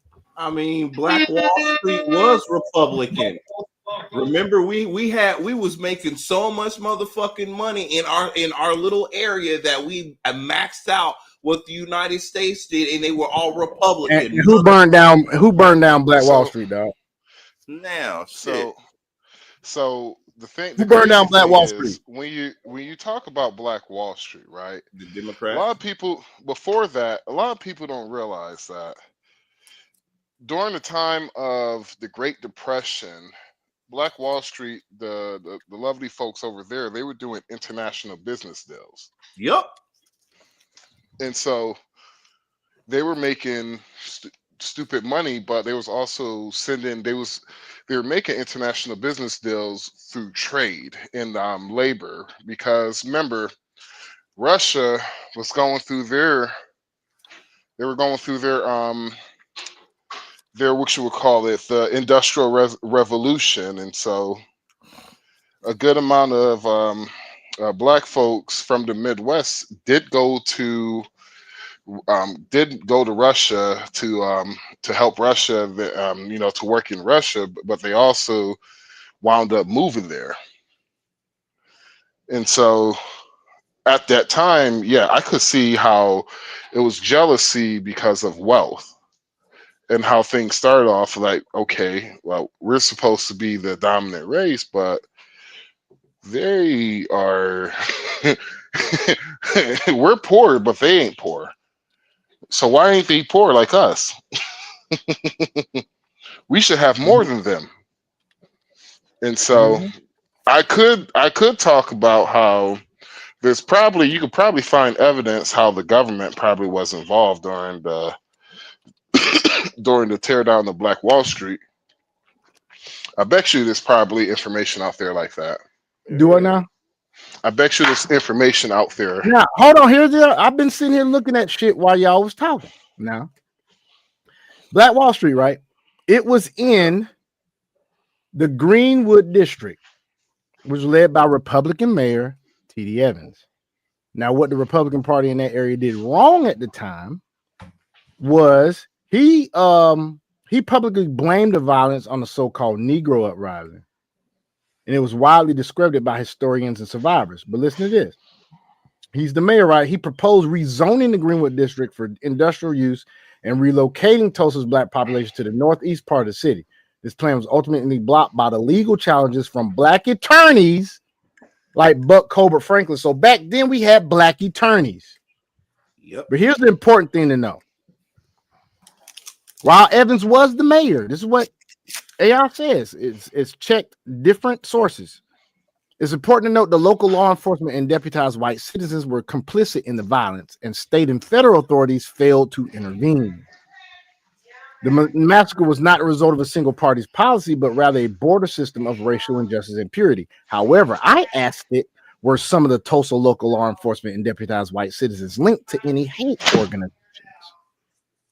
And it said here, yes, historical evidence strongly suggests that some Tulsa law enforcement officials and deputized white citizens involved in the 1921 Tulsa Race Massacre had ties to the hate organizations, particularly the Ku Klux Klan. Okay. Yep. Now, what are the foundational origins of the Ku Klux Klan? They're supposed to be, well, that is technically, it would be unions. Technically, was founded in 1865 in Pulaski, Tennessee, by a group of former Confederate soldiers. It began as a social club, but quickly evolved into a violent white supremacist organization. In 1865, shortly after the Civil War ended. 6 former Confederate veterans, including J.C. Lester and James R. Crow. Now, And that's the reason why in Django, I told people stop taking Django as a historic fact, because the Klan was not created during the during the Civil War. So, black folks. were the founders of the KKK part of the Democratic Party? Yes. Many of the early Ku Klux Klan members and sympathizers in the late 1860s were affiliated with the Democratic Party, which at the time was dominant in the post-Civil War South and opposed Reconstruction efforts. However, it's historically inaccurate to say the Democratic Party, as an institution, founded the KKK. But you don't understand. The party switched. And that bullshit there. And so, hold on. This is how I stumped the leftist one time. I asked him a question, and I was like, "Is it easier to hide in plain sight, or is it easier to just have everything like a dog whistle and be all just dog whistling everywhere? Which one is better? Hiding in plain sight, or like what? Because you're not going to be the suspicious one if you're. Oh, hello. Sorry, I'm talking too loud. I'm sorry.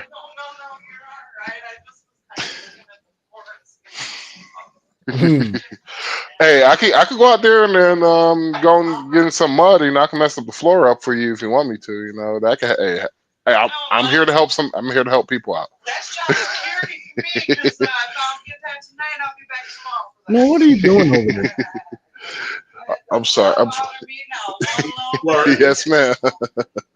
I am actually folding my wet clothes because I don't have no cash, and I'm gonna hang these in my truck, and so they're gonna be dry before when I wake up. And I gotta take a shower. The KKK party switch is misleading. This is an AI. It says the party switch myth versus reality. The idea of the KKK party switch is misleading. The KKK itself did not switch parties. Rather, the political coalitions and platforms of the Democratic and Republican parties evolved, especially during the Civil Rights era. In the mid-20th century, particularly after the Civil Rights Act of 1964 and the Voting Rights Act of 1965, many white Southern conservatives began shifting their support to the Republican Party. White Southern conservatives switched, which increasingly adopted a platform appealing to socially conservative voters in the South. The shift is often called the Southern strategy, a Republican electoral approach that capitalized on racial tensions and conservative values to win Southern votes. Modern claims that the Democratic Party founded the KKK or that the KKK switched to the Republican Party distort history. Historians emphasize that white individuals and regional blocs shifted. The organizations themselves did not formally realign. In other words, folks, that's some bullshit. But back to the tape. And not only does he have everything look beautiful, it has to sound beautiful too. POTUS is installing new surround sound. It's been battle tested. He picked the same one that's been rocking Mar-a-Lago. DJ Donnie Boy likes to jam out with the iPad. And you know who else used to dig it? Charlie. Remember Charlie down on the patio? He could sit there all night long listening to this music. The president doesn't just let anything play. He's very particular. Artists are always auditioning for singing gigs at 1600 PAF. Bette Midler not getting a call back. Look at this. Just look. It had to come out a few years early. That's funny. That Beth Miller couldn't get up in that bitch. You never kissed the orange eyes. Never kissed the orange eyes. Oh, you. I wouldn't have her ass singing at the damn White House dinner sounding like that shit. Who's that? Sorry, Bette. The White House. Bette Midler, man, she can't sing no more. Needs something with a little more class. And Democrats Did you ever know Trump you were my beautiful hero? Architecture. What have Democrats built besides 7 car charging stations? Hey, Sean, hold on one second. Sean, I need to hop in the shower real quick. So I You need could have about. put that in the private message, dog. Okay. Right. I'll be back in. I'll be Right. back in 15 minutes. EM fucking I, nigga. Damn. God On the damn. live on top of that. Do me a favor, please. Oh, thank Get you. out of here. Get out of here, man. Obama's library. Unprofessional. Later in the show, we'll have an analysis. Crockett's the face of the party, and the only thing she's built is a shoe collection. There's a Damn. lot of things that people believe is going on. There's an That's issue true. You with can his see the shoe face. collection. You see, you know how stupid that is, man. First of all, bitch, why the fuck are you damn talking on Fox News or wherever the fuck you talking on at the point in your shoe closet, bitch? You are fucking putting on. That's what you're doing. You want motherfuckers to see what you got. You stupid as shit. Why don't you have a goddamn home office? You are a congresswoman, right? This makes absolutely no fucking sense. That's like, just think about, man, if I was in her position, that's like me goddamn having a goddamn virtual in my closet with my Jordans all behind me, and you see my watch collection, my fucking colognes and shit, nigga. Right. I wouldn't do that shit. You know, oh, he's bashing a black woman. No, I'm bashing an idiot. That's what I'm bashing. I'm bashing an idiot. Why aren't you in your home office? Huh? With a Benjamin Banneker portrait on one side and a Martin Luther King portrait on the other, and a nice picture of your reverend mom, your reverend dad, and your mom in the corner so they can see that too with your ghetto ass. There's an issue with like maybe drop foot. And then cognitively, he's never necessarily been an Einstein, but seems like the decline is happening like. This is from the same lady that actually went on fucking YouTube or wherever she was at, and she said that police are not to prevent crime; they're to enforce crime, force laws. They're not to prevent crime. I'm like, do you hear this shit, Dragon? I mean, she said that shit, dog. She said police are not meant to prevent crime. That's what she actually said, dog.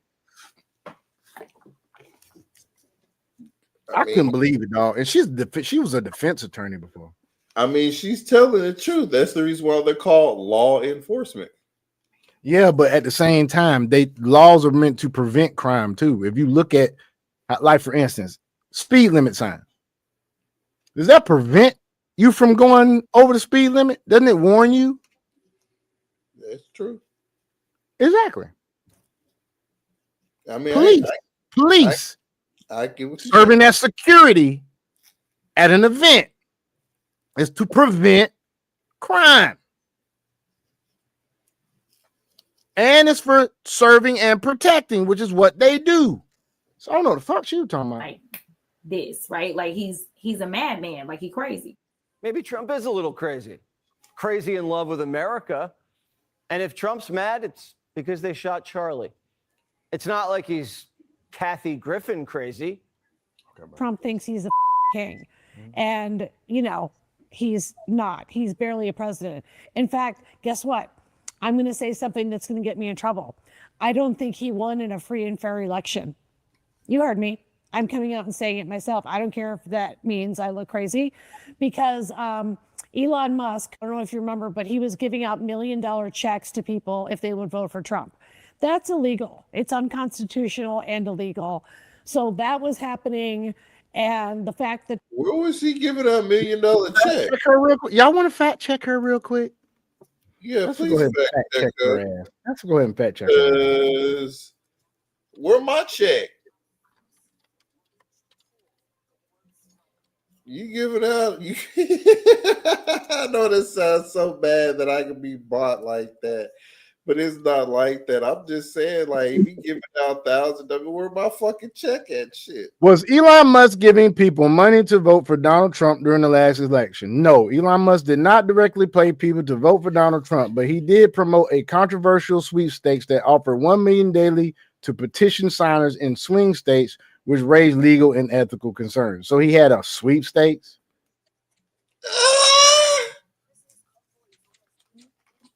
He said through his pro-Trump super PAC, the office targeted voters in battleground states like Pennsylvania, Georgia, and Michigan, encouraging them to sign a petition supporting free speech and Second Amendment rights. Participants were entered into a daily raffle, and winners were publicly awarded checks at. Dude, he was petitioning for a fucking poll, bruh. A petition to support free speech and Second Amendment rights. If you signed the petition, you were in a raffle.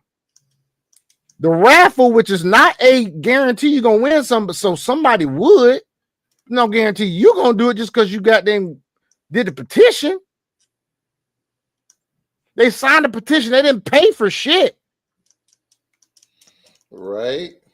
They signed a petition.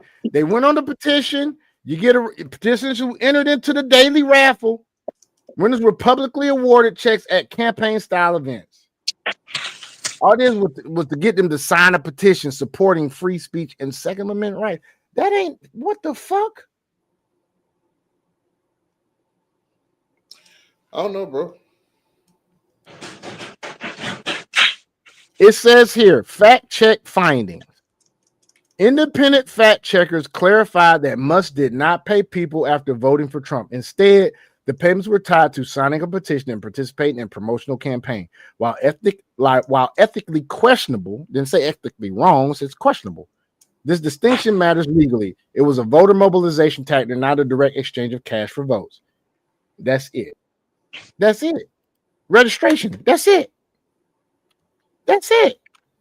Y'all don't even want motherfuckers to goddamn get their ID when they go to vote, and you talking about that's fucking illegal. Right. Come on, man. Trump won all 7 swing states, which has never happened in the history of the U.S. Makes it all very suspicious to me. So there, I said it. No one's ever won 7 swing states. Reagan and Nixon won 49. According to my calculations, that's 7 swing states times 7. If Kamala was robbed and she really won, Hamas would still have the hostages, Iran would still have nukes, and it wouldn't be called the Gulf of America, now would it? Why go back? Kamala is still stuck on stupid. I was the United States Senator, second black woman elected in the history of the United States. Boy, if she ain't drunk, I don't know what is, bro. You can instantly tell her ass is inebriated, dog. Oh, let's go back. Y'all look at this shit now. Look at this shit now. Still have nukes, and it wouldn't be called the Watch how she come on, Dragon. Watch this shit, dog. Gulf of America, now would it? Why go back? Kamala is still stuck on stupid. I was the United States Senator, second black woman elected in the history of the United States Senate. And I was the first woman vice president of the United States. So. She ain't black, and she's drunk as hell. Yeah, you can tell. She is Indian and white, folks. Indian and white. That's funny. There are those things that I look at her facial features. She's not black. She's a woman of color. She ain't black. And go look at Candace Owens has a great breakdown of the fact that she is not black. Go look at that shit. She did the research. It's out there. I needed to make sure that people knew. That is a decent resume, but go ahead. But there, well, some people have actually said I was the most qualified candidate ever to run for president. Okay. Senator and then VP. So is Biden, Gore, Nixon, Johnson. Does Kamala being a black woman make her more qualified? Doubt it. But Kamala may have to tell her party to stand back and stand by because the insurrectors are rattling the doors of the speaker's office. Imagine being able to build an app with your name on it just by thinking about it. Meet Base awesome. 40. Swear her in! Swear her in! Swear her in! Swear her in! Swear her in! Swear her in! Swear. Democrats set up a campsite outside Mike Johnson's door. Swalwell's roaming the halls looking for him. Any Republicans in here? I don't see any. That's the House floor right now. Those doors are closed. Anyone want to work? Anyone around? Crickets. Well, they're not there because the Schumer shutdown wants free health care for illegals. Hips isn't singing mariachi anymore. It's hip hop. House Republicans shut the government down. Then they ran out of town. And for the last 3 weeks, they're nowhere to be found. Oh, hell no, man. Do me a favor, please. Get out of here. Get out of here, man. Man, how can you Jeffrey get on my fucking nerves, man? He on my fucking nerves, dog. This dude here is ignorant, dude. You see how they pandering the blacks some more, man? I see. Come on, man. Hips is moving his lips, but he voted against no tax on tips. Is Schumer rhyming and stealing? Y'all heard that? Voted against no tax on tips. We hope not. Trump's worried Chuck has Biden brain. He's a loser. I've known him all his life. He's always been sort of a loser, but an intelligent one. But I think he's losing IQ points with time. I think that happens. I hope it hasn't happened with me. I know if it did, you guys will let me know about it very quickly. The only deal Truck's trying to strike is with AOC. Dude just picked it himself. That's a genius that does that, man. You have to be able to pick it yourself. And he just did that shit. Y'all see how smooth our fucking president is? I'm not worshiping. He's not an idol to me. I'm just saying, dude is a good ass president. So that he can keep his job. Since no one's in charge, the party's getting riled up and taking everyone down. The climate mobs are coming for Kamala. Kamala Harris, you are a right-wing war criminal! You are a right-wing... You funded genocide for 161 days! You are a war criminal! You sold out the youth! Look how she's fighting with the mob. Now, y'all wanted this as a fucking president? You have to be calm. Look at what George Bush did when he found out the damn towers was going down. He was in front of some kids at the goddamn elementary school reading books. Now, I don't agree with George Bush being a great president, but he ain't nowhere near as bad as Biden was. But regardless, being president, you have to have some calm demeanor. This chick over here, look at this shit, man. She is fucking arguing with somebody in the audience. Coming for Kamala. It's like that time she threw out them Christians that was at her rally and said you at the wrong one. Y'all wanted this to be president? Kamala Harris, you are a right-wing war criminal! Look at this. Watch. Look, she stands up. Look.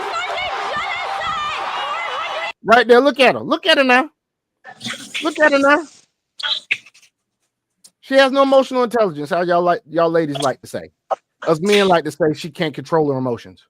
61 days!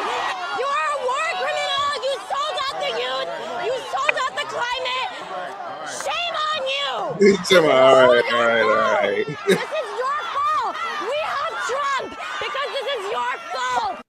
Even Spartacus is getting lit up. Corey's getting called a Nazi sympathizer by Bravo. And talk about somebody that can't control their damn emotions. Cory Booker's the main one. This nigga here is beta. TV hosts. And he's just taking it.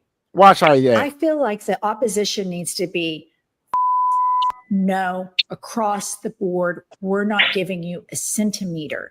And I think there's been a lot of capitulation. I think there's been a lot of Neville Chamberlain type appeasement from Democratic leadership. And you're one of them that's kind of been disappointing to me. So you see that, is banning this $39. See that what's going on, right? The Democrats are cannibalizing themselves. They are in total The more this goes on, the more their odds sink. Well, we were looking at the Democrats with a very clear shot of taking control of the U.S. House of Representatives, according to the Kalshi prediction market odds. We saw them in an 83% chance. But those odds have gone plummeting down. Now we're talking about just a 63% chance, while the GOP's chances up like a rocket, up like gold. I don't think that's even close, dude. Because the way these motherfuckers switching and motherfuckers leaving, you had 4 million people switch sides and start registering as Republicans. 4 million. That's nationwide. Yeah, that's so I don't even believe this shit. That's a prediction. That ain't that's a prediction, y'all. And it just sunk a little bit more because Democrats want trans shot putters at the Olympics. My question is whether you think they should compete in women's sport in the Olympics, because it's coming to LA, so it's relevant. I think transgender female athletes are women athletes, and they should be able to compete. Really? Democrats want dudes competing against women in the Yeah, you heard it right.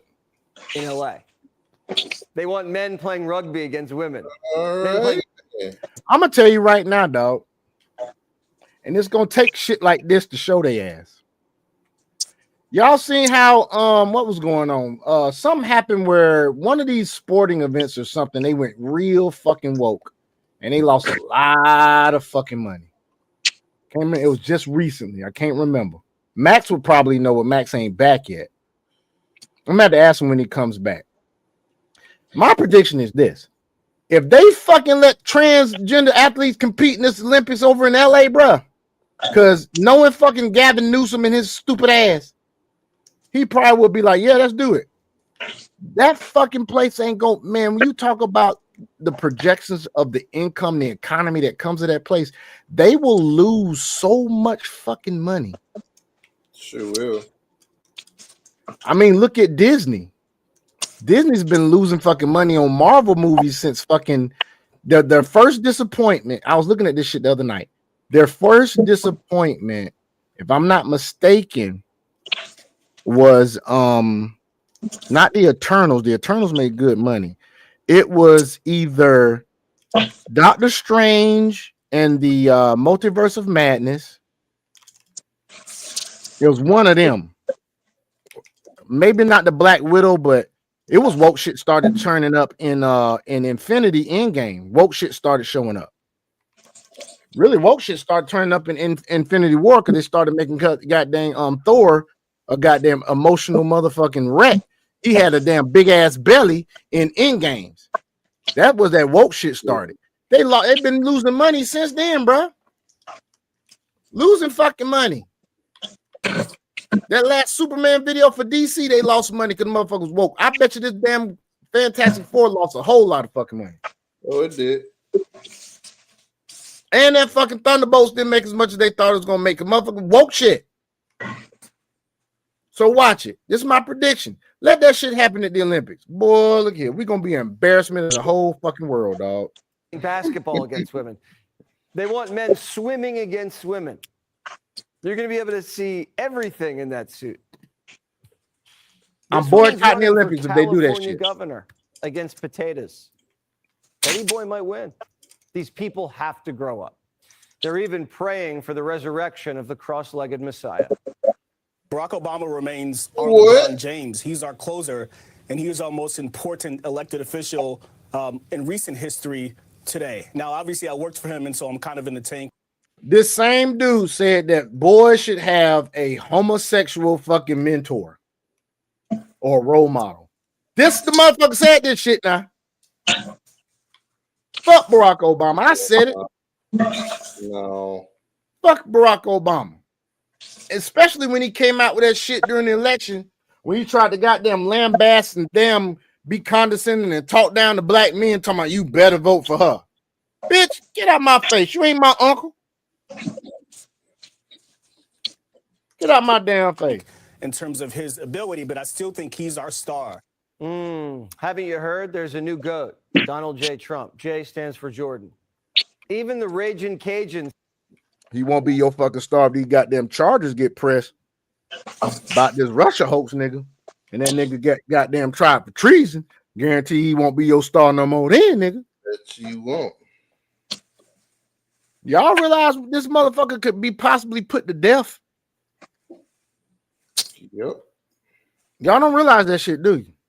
Boy, black folks lose their fucking mind. It says 47's walking on water. You know what? He did it. Hey, you know what be crazy, dog? This would be fucking crazy, dude. Think about this, Dragon. Yes. What if this nigga gets tried for treason and he fucking gets sentenced to death, right? What if Donald Trump pardons his ass? That would be interesting. Think about it like this now. Of course, he would be hated by his base. But knowing how Republicans communicate now, in the small circles and all that other shit, I got a feeling that some part of his base would understand. Because think about the political power that could hold. Some of these sleep ass black folk will finally wake up and be like, damn, he pardoned Barack. And they will be like, Donald Trump, my man now. That would be death to the Democratic Party, dog, if he did that shit. He would have to risk.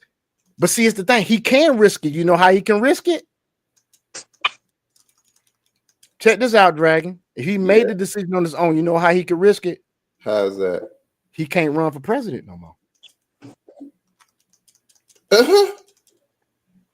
Right? That's true. It wouldn't be the Republican Party that would take a dive, and JD Vance could come out and be like, he don't approve of it. Right? That's true too. Him doing that would keep the base, and the black folks would probably still vote for JD Vance. It depends on how he would come against it. He could say we have to agree to disagree. I don't agree with it, but I understand why he did it. He do some shit like that, bruh. Democrats are dead, bruh. They already dead anyway. Because when they do this damn Supreme Court decision about this Voting Rights Act, the section of the Voting Rights Act, because once again, black folk, please educate yourself. They're not doing away with the Voting Rights Act. They're not doing away with the Civil Rights Act. What they're doing is they're making sure that the congressional lines that are drawn are not racially biased. That's all they're doing. Yep. That is it. It's not to take away our vote. And damn, Roland Martin is having a fucking conniption about this shit. But that don't surprise me because Roland Martin, he feeds off your emotions. He's just doing that shit for clicks, and that pays him. Yep. That pays him. So that's what he's gonna do. But let's keep on. And I think he looks. He deserves some credit for it. Right? They just do. They're having a legitimate, kind of moment in the sun, and that's fine. Trump brought peace to the Middle East and D.C. I'll say this: as crazy as that motherfucker that just was talking is, he does at least have the sense to give credit where credit's due because he's done that shit before during Trump's first presidency. He did that shit before. Right. He'll fucking give you hell, but once you do something good, he will give you credit. I will give that to him now. He has done that before. Look at Union Station. Taking my first train in a very long time from Washington, D.C. Just walked through Union Station. Unbelievable. The first time in years Union Station hasn't smelled like piss and booze. And there weren't like pigeons pooping on it. That shit look beautiful, don't it? Everything. And homeless people using drugs and bathing in the fountains. It's been incredible. I was in D.C. yesterday, and every park is pristine. No graffiti, no homeless. And the grass just looks greener. Remember, Trump knows grass. He's making his mark and still has 3 years to go, maybe more. Presidential historian Newt Gingrich. Man, this is this is the thing that what killed me about niggas, not black folks, but niggas. And some black folks. Y'all can't see, y'all too busy looking at all the negative and then looking at the positives. It's so many positives. This country is cleaning up back to conservative values like it should be, like it always has been. Because once Barack Obama got in there, shit just started getting Sodom and Gomorrah-ish. Yep. He pushed that LGBTQIA plus stuff. And now they're saying that Michelle actually might be a man, allegedly. I'm not gonna say she is till I see unsubstantiated proof. That dude. I'ma say that's a nigga, bro. Allegedly, remember we gotta say allegedly. And I proven we gotta say allegedly. Rarely ever hear me say that. You rarely ever hear me say that. But I'm gonna tell you like this. I'm gonna tell you like that. There are a lot of black men out here in this world that if that comes out and it's really, really true. You remember how black men used to talk about how she was shaped, or he was shaped, allegedly. Yep. Boy, it's gonna be a lot of black men looking in the mirror like, "Fuck, nigga." I was looking at transsexuals' booty. Hey, motherfuckers don't be knowing sometimes. So Yeah, we don't be knowing sometimes. It was a chick on it was either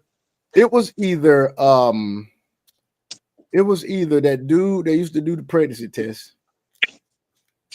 It was either it was either Jerry or either the other cat. They had a transvestite on there one time, dog. Was so fucking fine, nigga. Pause. I'm not gay.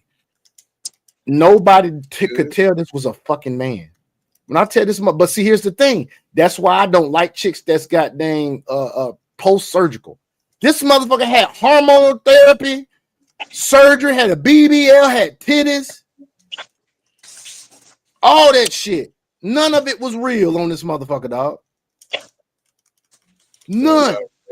Makeup all over the fucking place. Drag queen makeup, man. That's why I don't like bitches that ain't natural, bro. Ingrid says he's already way up there. Same with me, bro. He said, I'll go down as the greatest president in history. And then he blew it. He said, I'm not sure if I put him above Washington or Lincoln. So I'm not that happy about that, dude. Want even more Fox News on YouTube? See, what people don't understand is our president has a sense of fucking humor. He has a sense of fucking humor. I mean, he's a regular dude that just happens to be a millionaire. That's all. Hey, let's go into before we get into this last segment, man, about Crowder. Let's watch a couple of funny things. Let's watch some funny shit first. Let's watch some funny shit because we have been watching a lot of some this shit here was fun as hell to me. So y'all know how it is, social media and everything. Y'all know how it's been with social media and how females will be, you know, they have this elevated opinion of themselves now because they have all these simps and shit all coming in their DMs and shit and telling you're a queen and you're a 10 and stuff. Well, let's look at the results of somebody that has been lied to the whole time they've been on social media. Here we go. Your ass sound like a supervillain. Look at this shit. This shit's funny as fuck. I am the queen. The queen. The queen of what? Of United States of America. Man, your ass sound like a supervillain.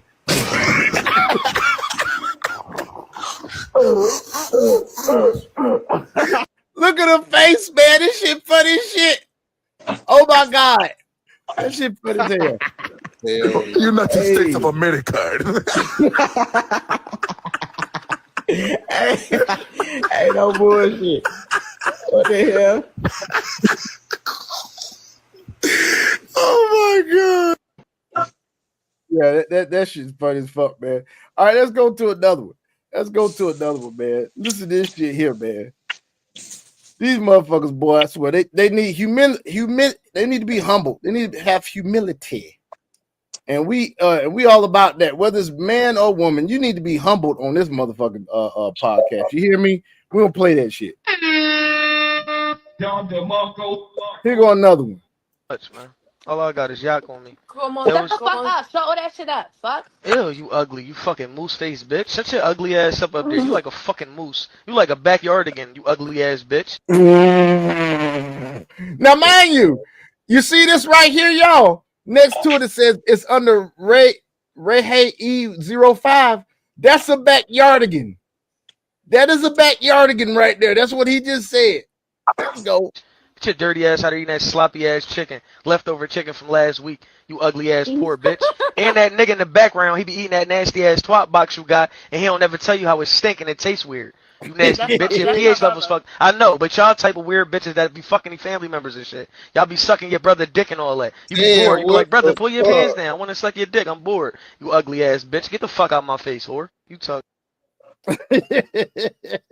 Damn, dog. Giving them the fucking business. I've been laughing at shit like this all day, bro. I'm telling you, bro, this shit funny. All right, in this next one, a day in the life of independent women. Look at this shit right here, Dragon. Look at this shit right here, my nigga.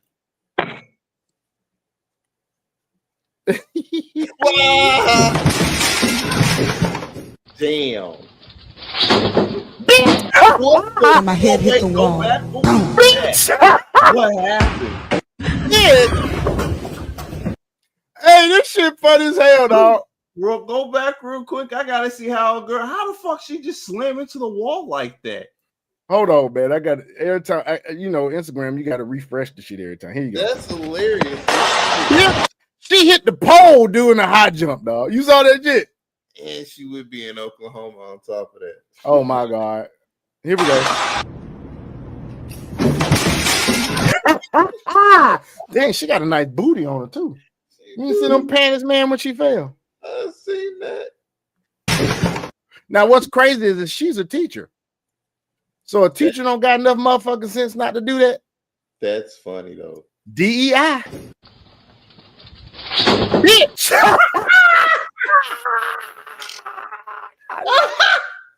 What the fuck happened though? It was the I dog. don't know what the fuck happened. It was the dog, the leash. The dog pulled her ass. Yeah, the dog put her. Yes. The baby. Look at these comments. The baby. Not a day in it. I feel so sorry for the grandma. Here we go. Then my head hit the wall. Boom. Bitch. Oh. That's the grandma, I guess. Yep. Oh my god. Look at this shit. That grandma. Watch this shit. Watch this shit.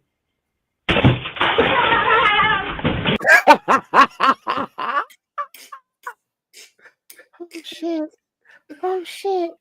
Like, why didn't he tell her ass you shouldn't do that with a mason jar, dog? Open the shit. Pressure builds up when heat is applied. It's called atoms. They vibrate at a higher frequency. Yep. Pressure, heat rises, pop. There go the fucking jar lid. You dumb fuck. I'm sorry, grandma. You ain't dumb, but okay.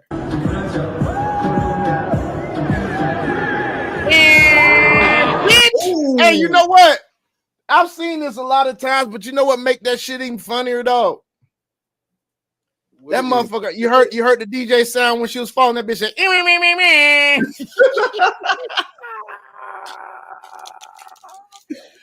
oh, he gets good hell.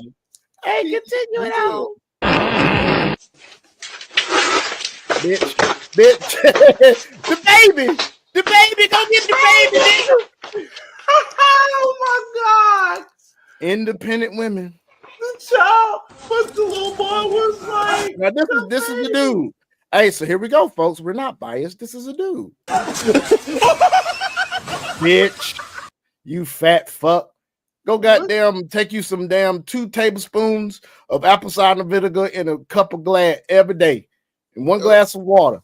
2 tablespoons apple cider vinegar and 8 ounces of water. You need to drink that twice a day. You need to put down the Popeyes. You need to goddamn start walking 10,000 steps a day. Just walk. It'll come off. Take down your portions. You fat pachyderm.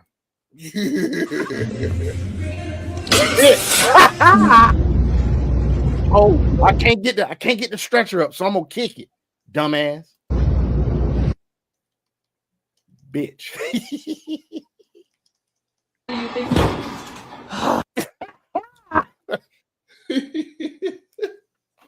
And you want us to be stepdaddies? Hell no. At what point you gonna sit the fuck down? My God. She My say, God. what point you gonna My sit? God. Hey, we got more, folks. Hold on. We got more. Watch this shit. Boy. This is what happens when you're a libtard and you're a feminist at the same fucking time. You gonna learn today. You gonna learn today. It says, why do you keep looking at that account? Because it's men giving equality. Here's equality right here.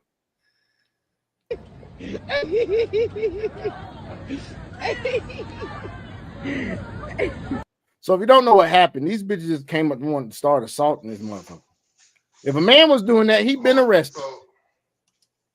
So they just just walked up and started started his assaulting ass. him? Yeah.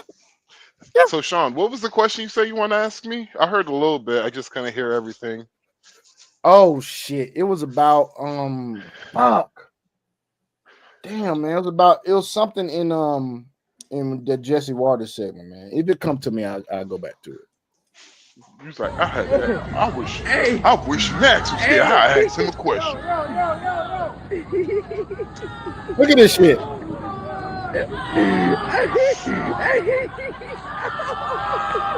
He kissed the cement. Hold on, the person who was attacking the person? The women that were attacking him, he's just egging them on. And they're swinging and he's damn dodging and shit. Yeah, he ain't doing nothing. That's not against the law what he doing. Nope, he ain't hitting them. He ain't doing nothing to them. You want to go attack somebody else? Guys, get him. He's telling us stop that shit. What? Stop lying. Stop lying. You walked up drunk. We got it on camera. You walked up drunk and mushed him. We got it on camera. Stop playing. Y'all heard that right? She walked up drunk and mushed his ass. She assaulted him. Stop playing. My son ain't touch you. That's what happened in that one. Hey, let's go to another one. I don't know what this is. I just know I sent it to y'all, motherfucker. We're gonna see what the fuck this is. I do not know what this is. I don't think I saw this one. So are they going to file charges for Obama for treason? If they do, I was saying to Matt, I was saying to Dragon, I said, Dragon, what if they did? This shit Nice comes out and they actually do charge his ass. If they charge his ass with treason, you know that's death. But it may not come to that. But if it does, do you think about the political power that could come to Donald Trump if he pardons goddamn Obama? He will pardon Obama. Huh? He would pardon Obama. He So would. he pardons Obama. Now check this out. And I told Dragon, I said, Dragon, the base may not be happy about that. However, he doesn't run again to be president. JD Vance does. And if JD Vance says, we have to agree, disagree. I don't agree with it. However, I understand why he did it. The base would respect JD Vance already for coming against him. But the people that are on Obama's side, they would side with JD Vance just for being understanding, and he would gain so much political power. Well, so the same problem the left has, the right do have the same problem. But here's the thing: the right doesn't have. See, our mindless zombies, they ain't going outside and protesting like that. Like example, the only protests. There's only 2 times I could say the right really protests was January 6th. And the protests during COVID with them bitches driving in the cars. They had a car protest. They're not really going to do anything because, honestly, the ones that are truly violent, on the right, they ain't really going out for not for nothing. They training too. They trade, nigga. And so that's the reason why, whenever, people talk about Civil War, I was just like, you really not really thinking how, like, I'm like, the Civil War is over in a couple of weeks, bro. Oh, yeah. And the casualties is going to be very low on the right and high on the left. Oh, that shit end before that shit get too high. I bet you that day, that'd be the day women know the difference between the men and the women on the left. And I'm gonna be just defending mine, defending my family. I'm gonna be out here I'm gonna be chilling. You ain't gonna see me out there, goddamn, in no fucking regiment. Like, we could be going through the Civil War right now. We just don't know it because remember, during the Civil War, it was just a regular day. Bleeding Kansas was just a regular day. You have some people during the Civil War never experienced no form of violence, didn't see nobody died, none of that. But you have some people seeing all type of gruesome shit. Yeah, you have people in the South that were not in the battling areas. That plantations just kept on doing what the fuck they was doing. You had people in the North going through their jobs. The Army was doing their thing. Confederate Army was doing their thing. People still going through their regular everyday stuff. I mean, if you think about it, these protests and all these violent outbreaks and shit going against that shit is like a civil war. I'm not out there right now. You're not out there right now. But let's watch this, and then we'll go to a little. Dragon want to have a little crypto discussion, and then we'll go to that if we have time. We'll go. We got time, but we'll go to that Crowder barbershop shit. Watch this shit now. Ah! Ooh, if she got a boo, she hitting that bitch. If she wasn't a big back, she would have been down. Yep. If she wasn't eating Popeyes by the fucking box load, she would have been down. If she wasn't goddamn holding up the line at Chipotle, she would have been fucking down. No, fat bitches don't eat Chipotle. If they did, they probably lose a little bit of weight. I'm for real, dog. If she wasn't at the damn local buffet, my nigga, giving about 2-3 plates, she would have been fucking down, nigga. You see that comment though? Wait, that comment said Juggernaut. She was eating those. Yeah, she was eating them. Juggernaut. What you want to put, Oh. So it says 2 master mechanics have civil disagreement for how to fix busted car windows. That's being sarcastic, saying that these 2 bitches got in an argument or something, and this bitch busted out. You saw that goddamn, what is that, a navigator? It's an old school navigator. Got the fucking, that's what again. Hey, every time that bitch go, dang, it's hitting bone. It's hitting bone, folks. And that bone is her cranium. That's her neck. Her neck in her hand. It hit the bone in her hand on that one. Here go the flow. Right there. Top of the head. Bitch. Down. She down for the count. All right, folks. We go swing into a little crypto news, man. Hey guys, he want to have a crypto discussion, man. Let's go. Hey, Dragon, I'm gonna miss your crypto discussion, brother. I gotta wake up early. Oh no, you're good, bro. Hey, You want to see a little? You want to see a? Hey, you want to see a little bit of this? This Crowder for a minute. You said what? Go ahead. The Crowder barbershop. Man, that was the reason why I said I have to wake. I have to wake up and I had to be up at 7 o'clock. All right, then it's all good, bro. Go ahead and get you some rest, bro. We'll go ahead and do the crypto news. We probably cut it off then, man, because I need your input on this shit. So we'll do it another day. All right, let's do this thing, man. Crypto news. The first thing that I want to go ahead and touch upon is, remember when I was saying that the banks are going to want to get in because $6.6 trillion worth of outflows is going to be going out and everything else like that, and how there's been some banks that's been slowly studying to where they've been pilot testing different programs and other stuff like that. Well, this was an article that actually had came out just a little bit earlier. It's in correspondence with another article that came out with a couple of days ago, but Citibank or Citigroup's impending foray into direct crypto custody marks a seismic shift in traditional finance's embrace of digital assets. By launching a institutional grade custody service in 2026, pause. I told y'all what was going to happen. I told y'all window of opportunity in order to accumulate assets, and so that way you could self-custody, because remember, the money that's in the actual bank, that's not really yours, or else they wouldn't be able to borrow you from your account, make it to where you can't spend money in your account, limit the amount of funds of which you can actually withdraw from your account on a daily basis and everything else like that, which means you don't control it. Let me continue. Is positioning itself at the forefront of a market poised for explosive growth.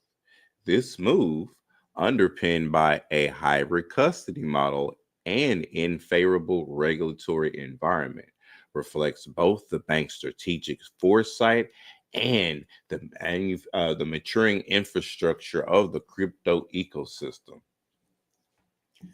Check this out. Citi's approach to crypto custody is neither fully in-house nor reliant on third-party providers. It's a hybrid solution tailored to clients' needs and asset types.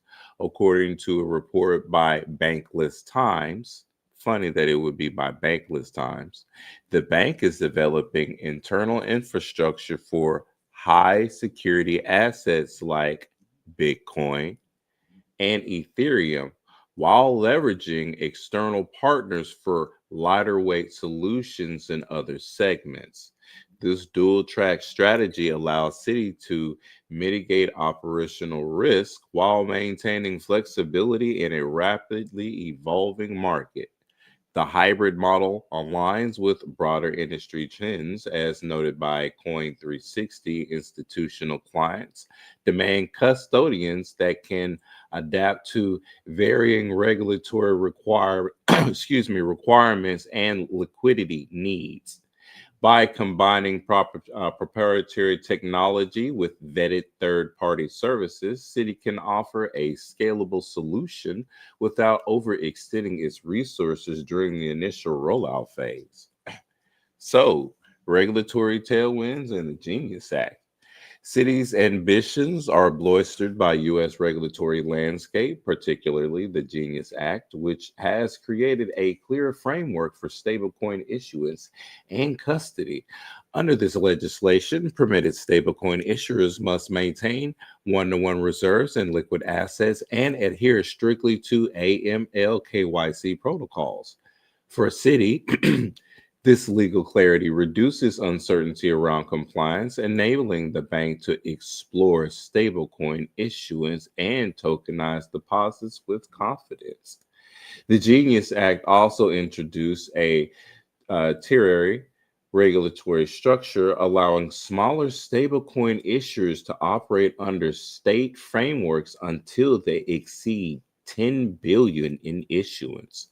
This flexibility could benefit Citi's partnership with firms like BVNK, a stablecoin infrastructure provider, while ensuring the bank remains within federal oversight parameters as it scales.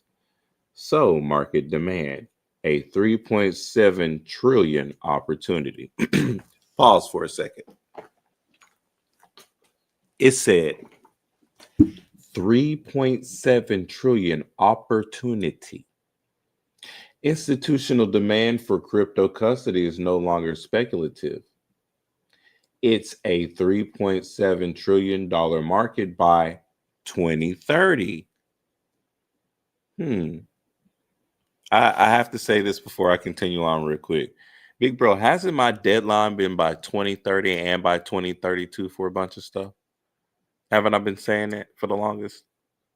And to where we need to accumulate, have stuff in custody, figure out these DeFi protocols, and get everything else in segments before the banks roll out and do that, seeing that they looked at what we're doing in order to escape from him, and now they're adopting that sequence in order to keep certain individuals within their system. Okay, thought so. So, let me continue. It is a $3.7 trillion market by 2030, per projections cited by Stablecoin Insider. Citi token services, which facilitate 24/7 cross-border transactions. I wonder what they're going to be utilizing for cross-border transactions and payments. They're already primed to capitalize on this demand. By integrating custody with its existing tokenized infrastructure, the bank can offer end-to-end solutions for asset managers, corporations, and governments seeking to tokenize reserves or streamline settlements.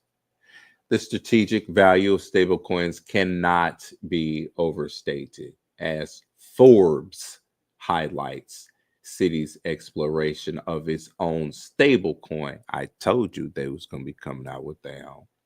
Potentially for enterprise payments, positions it to capture a slice of the market projected to grow from 150 billion today to 1.6 to 3.7 trillion by 2030. Pause. I know we've been pausing real quick, but I'm doing that to help you, to get you guys to think and see the difference in numerical value as to what the current marketplace is, which is 150 billion by 2030, which is what, 4 years and 2 months? Well, excuse me, 4 years. Yeah, 4 years, 2 months, and 2 weeks away. So 1.6 to 3.7 trillion, not billion, trillion. So think about the amount of money that's going to be injected, utilized, processed, and the assets of what you have before the banks start wanting to custody it by next year in 2 months and 2 weeks.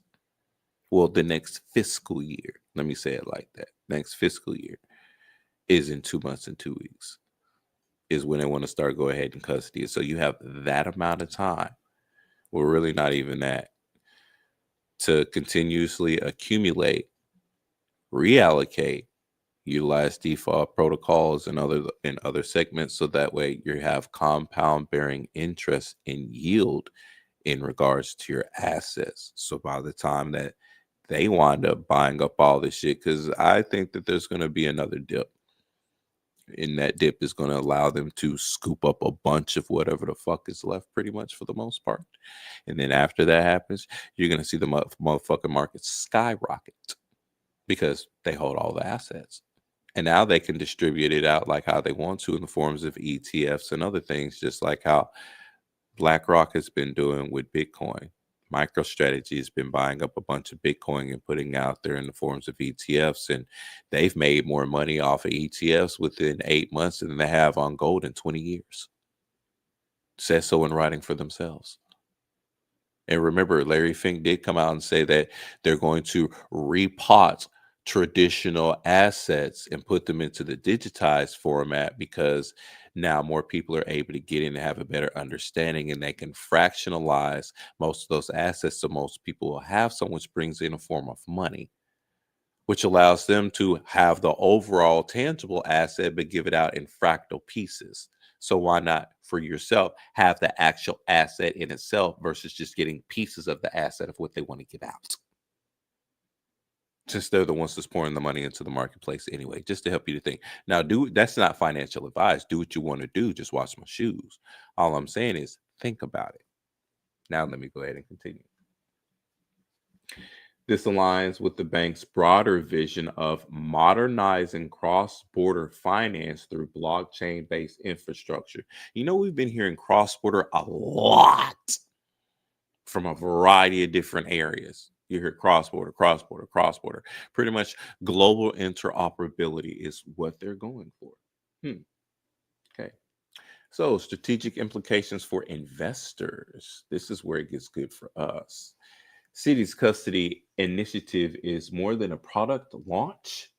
It's a signal of confidence in crypto's role within traditional finance. For investors, this represents a confluence of factors. Regulatory endorsement. The Genius Act framework legitimizes digital assets as a core financial infrastructure component. First, moreover advantage. Citi's 2026 launch timeline gives it a head start over peers still navigating regulatory ambiguity. Ecosystem synergy. By linking custody with stablecoin issuance and tokenized deposits, Citi creates network effects that could lock in institutional clients. However, risk remains. The hybrid model's reliance on third-party providers introduces counterparty risk, and the stablecoin market's volatility could test Citi's risk management frameworks. Yet, given the bank's capital strength and regulatory alignment, these challenges appear manageable. Conclusion. Citi's crypto custody strategy is emblematic of a broader shift.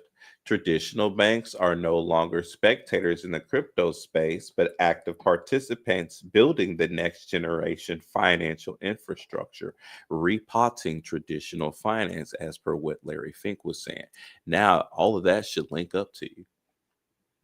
For investors, this signals a maturing market where innovation and regulation coexist as Citi bridges the gap between legacy systems and blockchain.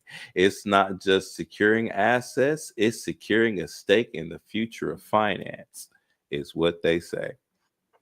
But you want to know what's funny? And that's the end of that article. Now I can go on my little rant. You want to know what's funny? You can go ahead and do that now ahead of them. Now, I understand to where if you're not too good in facilitating your assets and or you're the type of individual, and I have to go there, you'd rather put the blame on somebody else for if something were to happen to said assets because you're not the one that's actively managing it, but then you can turn around and say, well, you're messing up on this type of stuff. But you can go ahead and do all of that now and be ahead of Citibank in 2026. Now, mind you, yes, they do have some institutional grade stuff, but if you actually look at it, there's a bunch of institutions that's already connected with some of the DeFi layers and protocols that you can go ahead and get into now and maximize your yields. So by the time the Citibanks and the other ones decide like they're going to go ahead and implement their custodial services with tokenized assets and other stuff like that, you can be ahead of them. Wouldn't it be nice to be ahead of the banks and other stuff for a change? Kind of like how we are now in this space. Because mind you, they're copying us. They didn't want that $6.6 trillion worth of outflows to go out. Oh, no.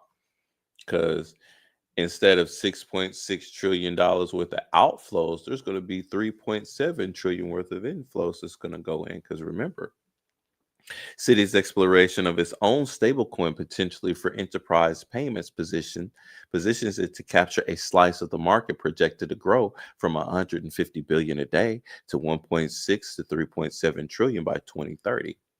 So over half of that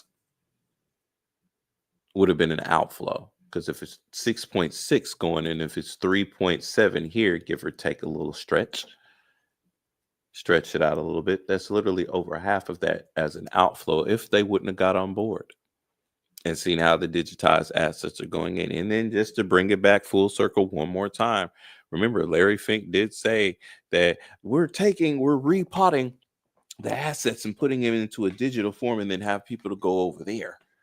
And is this not what Citi is doing right now, which is utilizing said tokenized assets?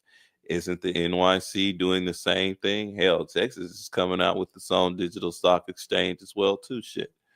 So seeing that everything is going digital and all this stuff is happening before your eyes, why aren't you taking advantage of the stuff of what's privy to you right now? That's the only question that I have for y'all.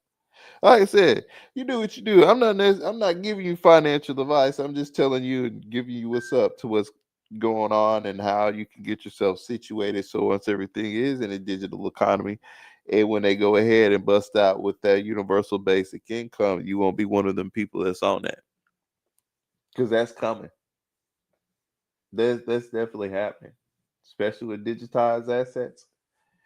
And now how everything is going over to a digital-based system, which if you thought that they were printing money beforehand, think of what they can do in the asset sense now. They just have a regulatory framework to go one-on-one parring with the dollar bill, but don't they print the dollars like crazy? Now, granted, there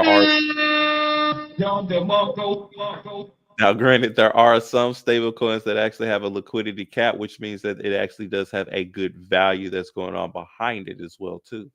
Hence, all the fintech companies, well, not all but the vast majority of the fintech companies are coming out with those. But notice that they're getting the bank charters to go behind it, so that way they have the legal framework from a federal standpoint, a CTC standpoint, a CTFT standpoint, and a DTCC standpoint as well too. Boy, I love them acronyms.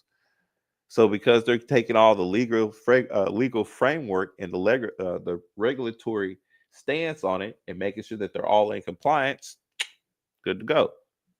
Which means that in another sense, if you are a coder if you're a programmer or if you're in the IT and you're leaning in that area, you will win rolling forward. But yeah.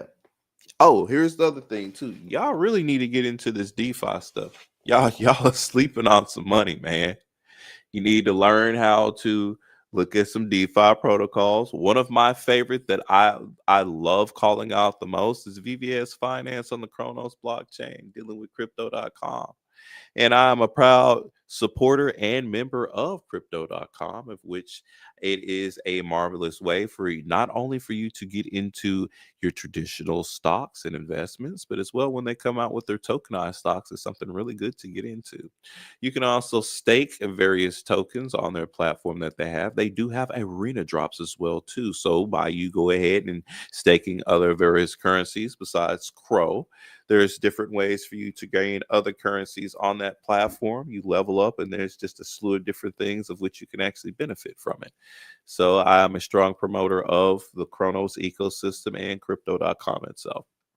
But on there, you can use VVS Finance. So that way you can go ahead and start staking and utilizing your Crow and other assets as a liquidity pairing, utilizing VVS and or as well with Vino Finance that's on the Kronos ecosystem, which is the lending protocol as well too. You can tap into both of those cross chain and start making some additional money on yourself.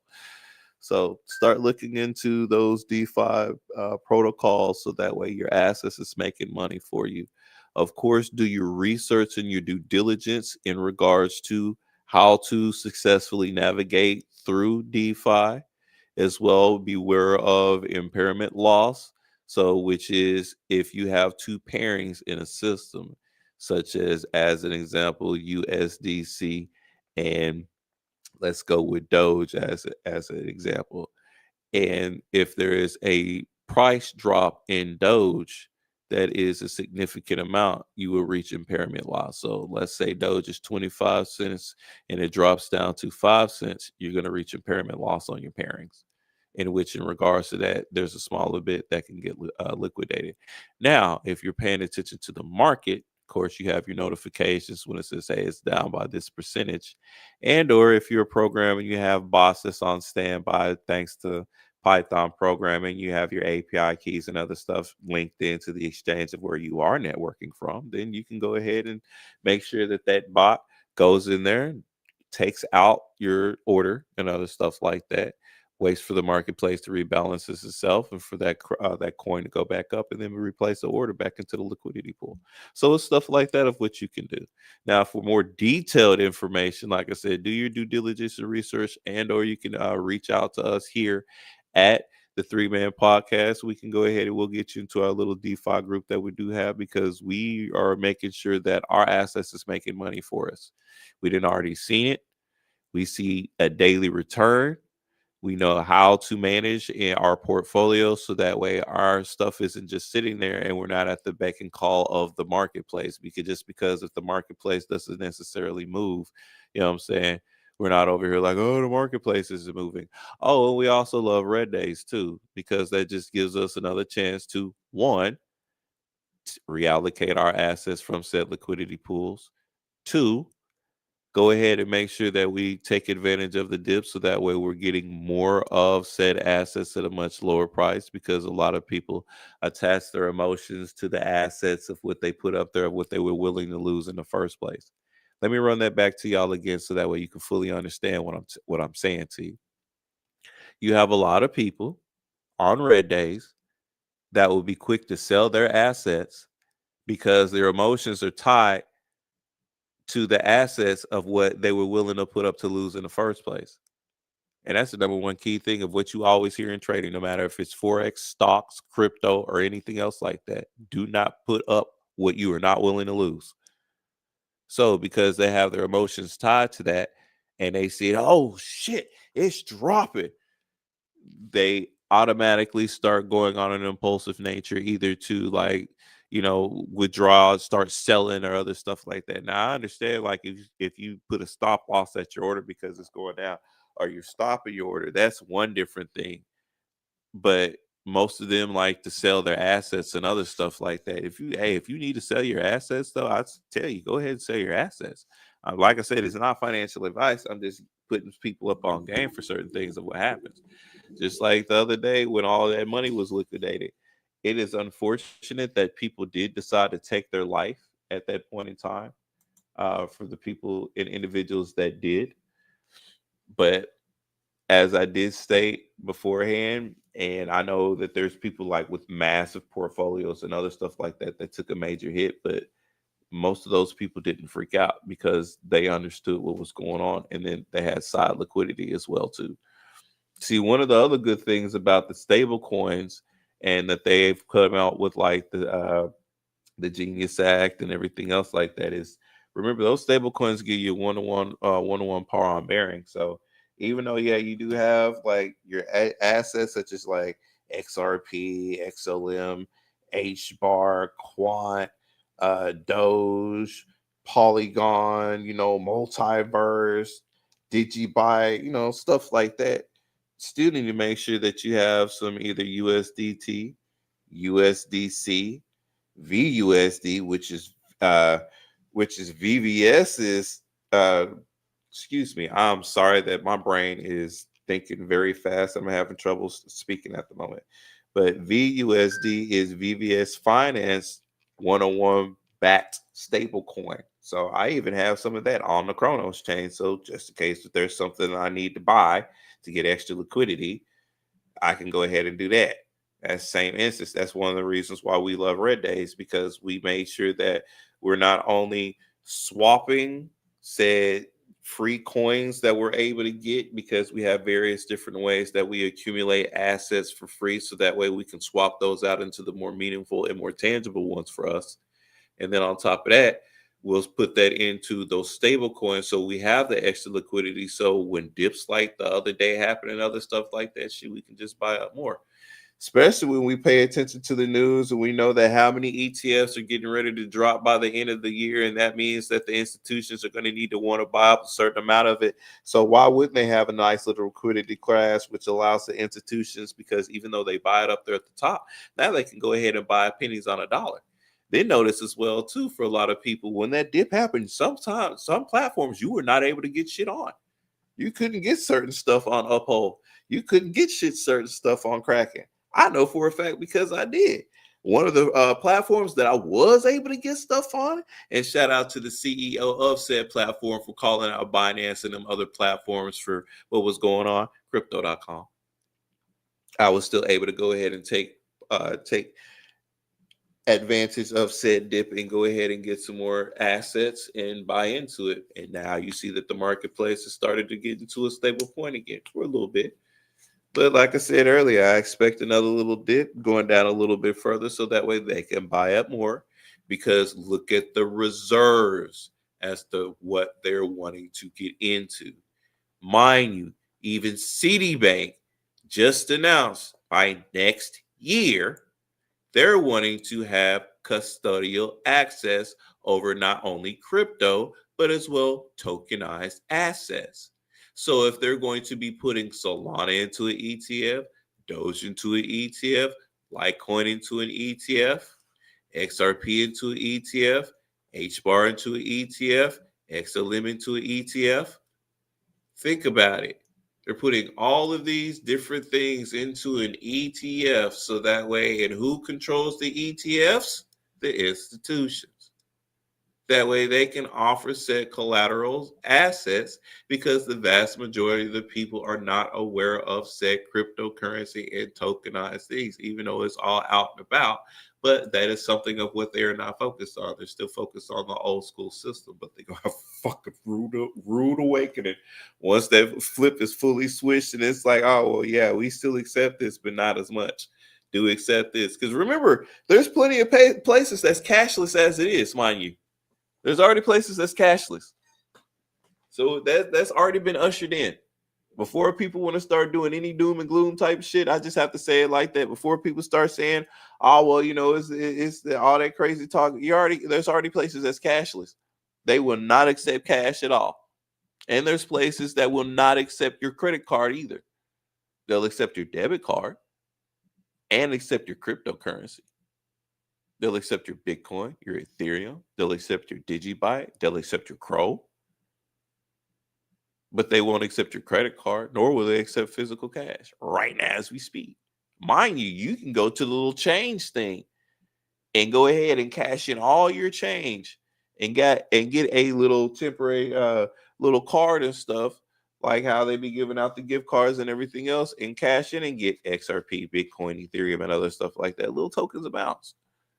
Mind you, Senator Loomis is putting it into play to where individuals will be able to spend Bitcoin and other stuff on your day-to-day spending habits like that and everything else.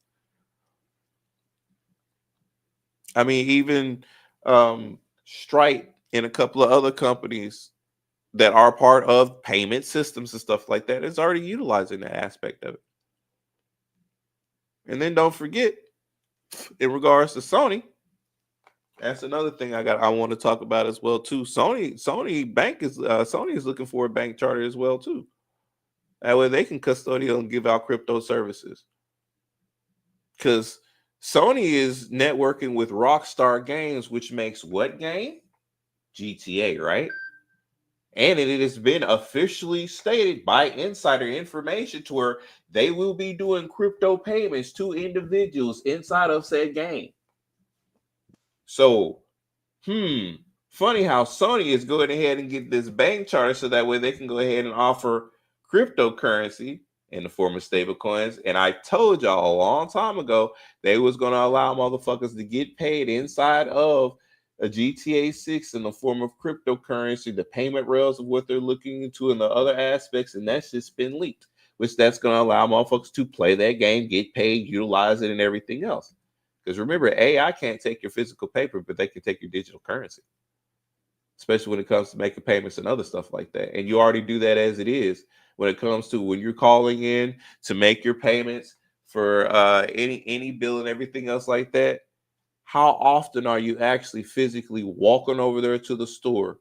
When are you walking over to your electric company in order to pay your electric bill? When are you walking over there to the water company to pay your water bill?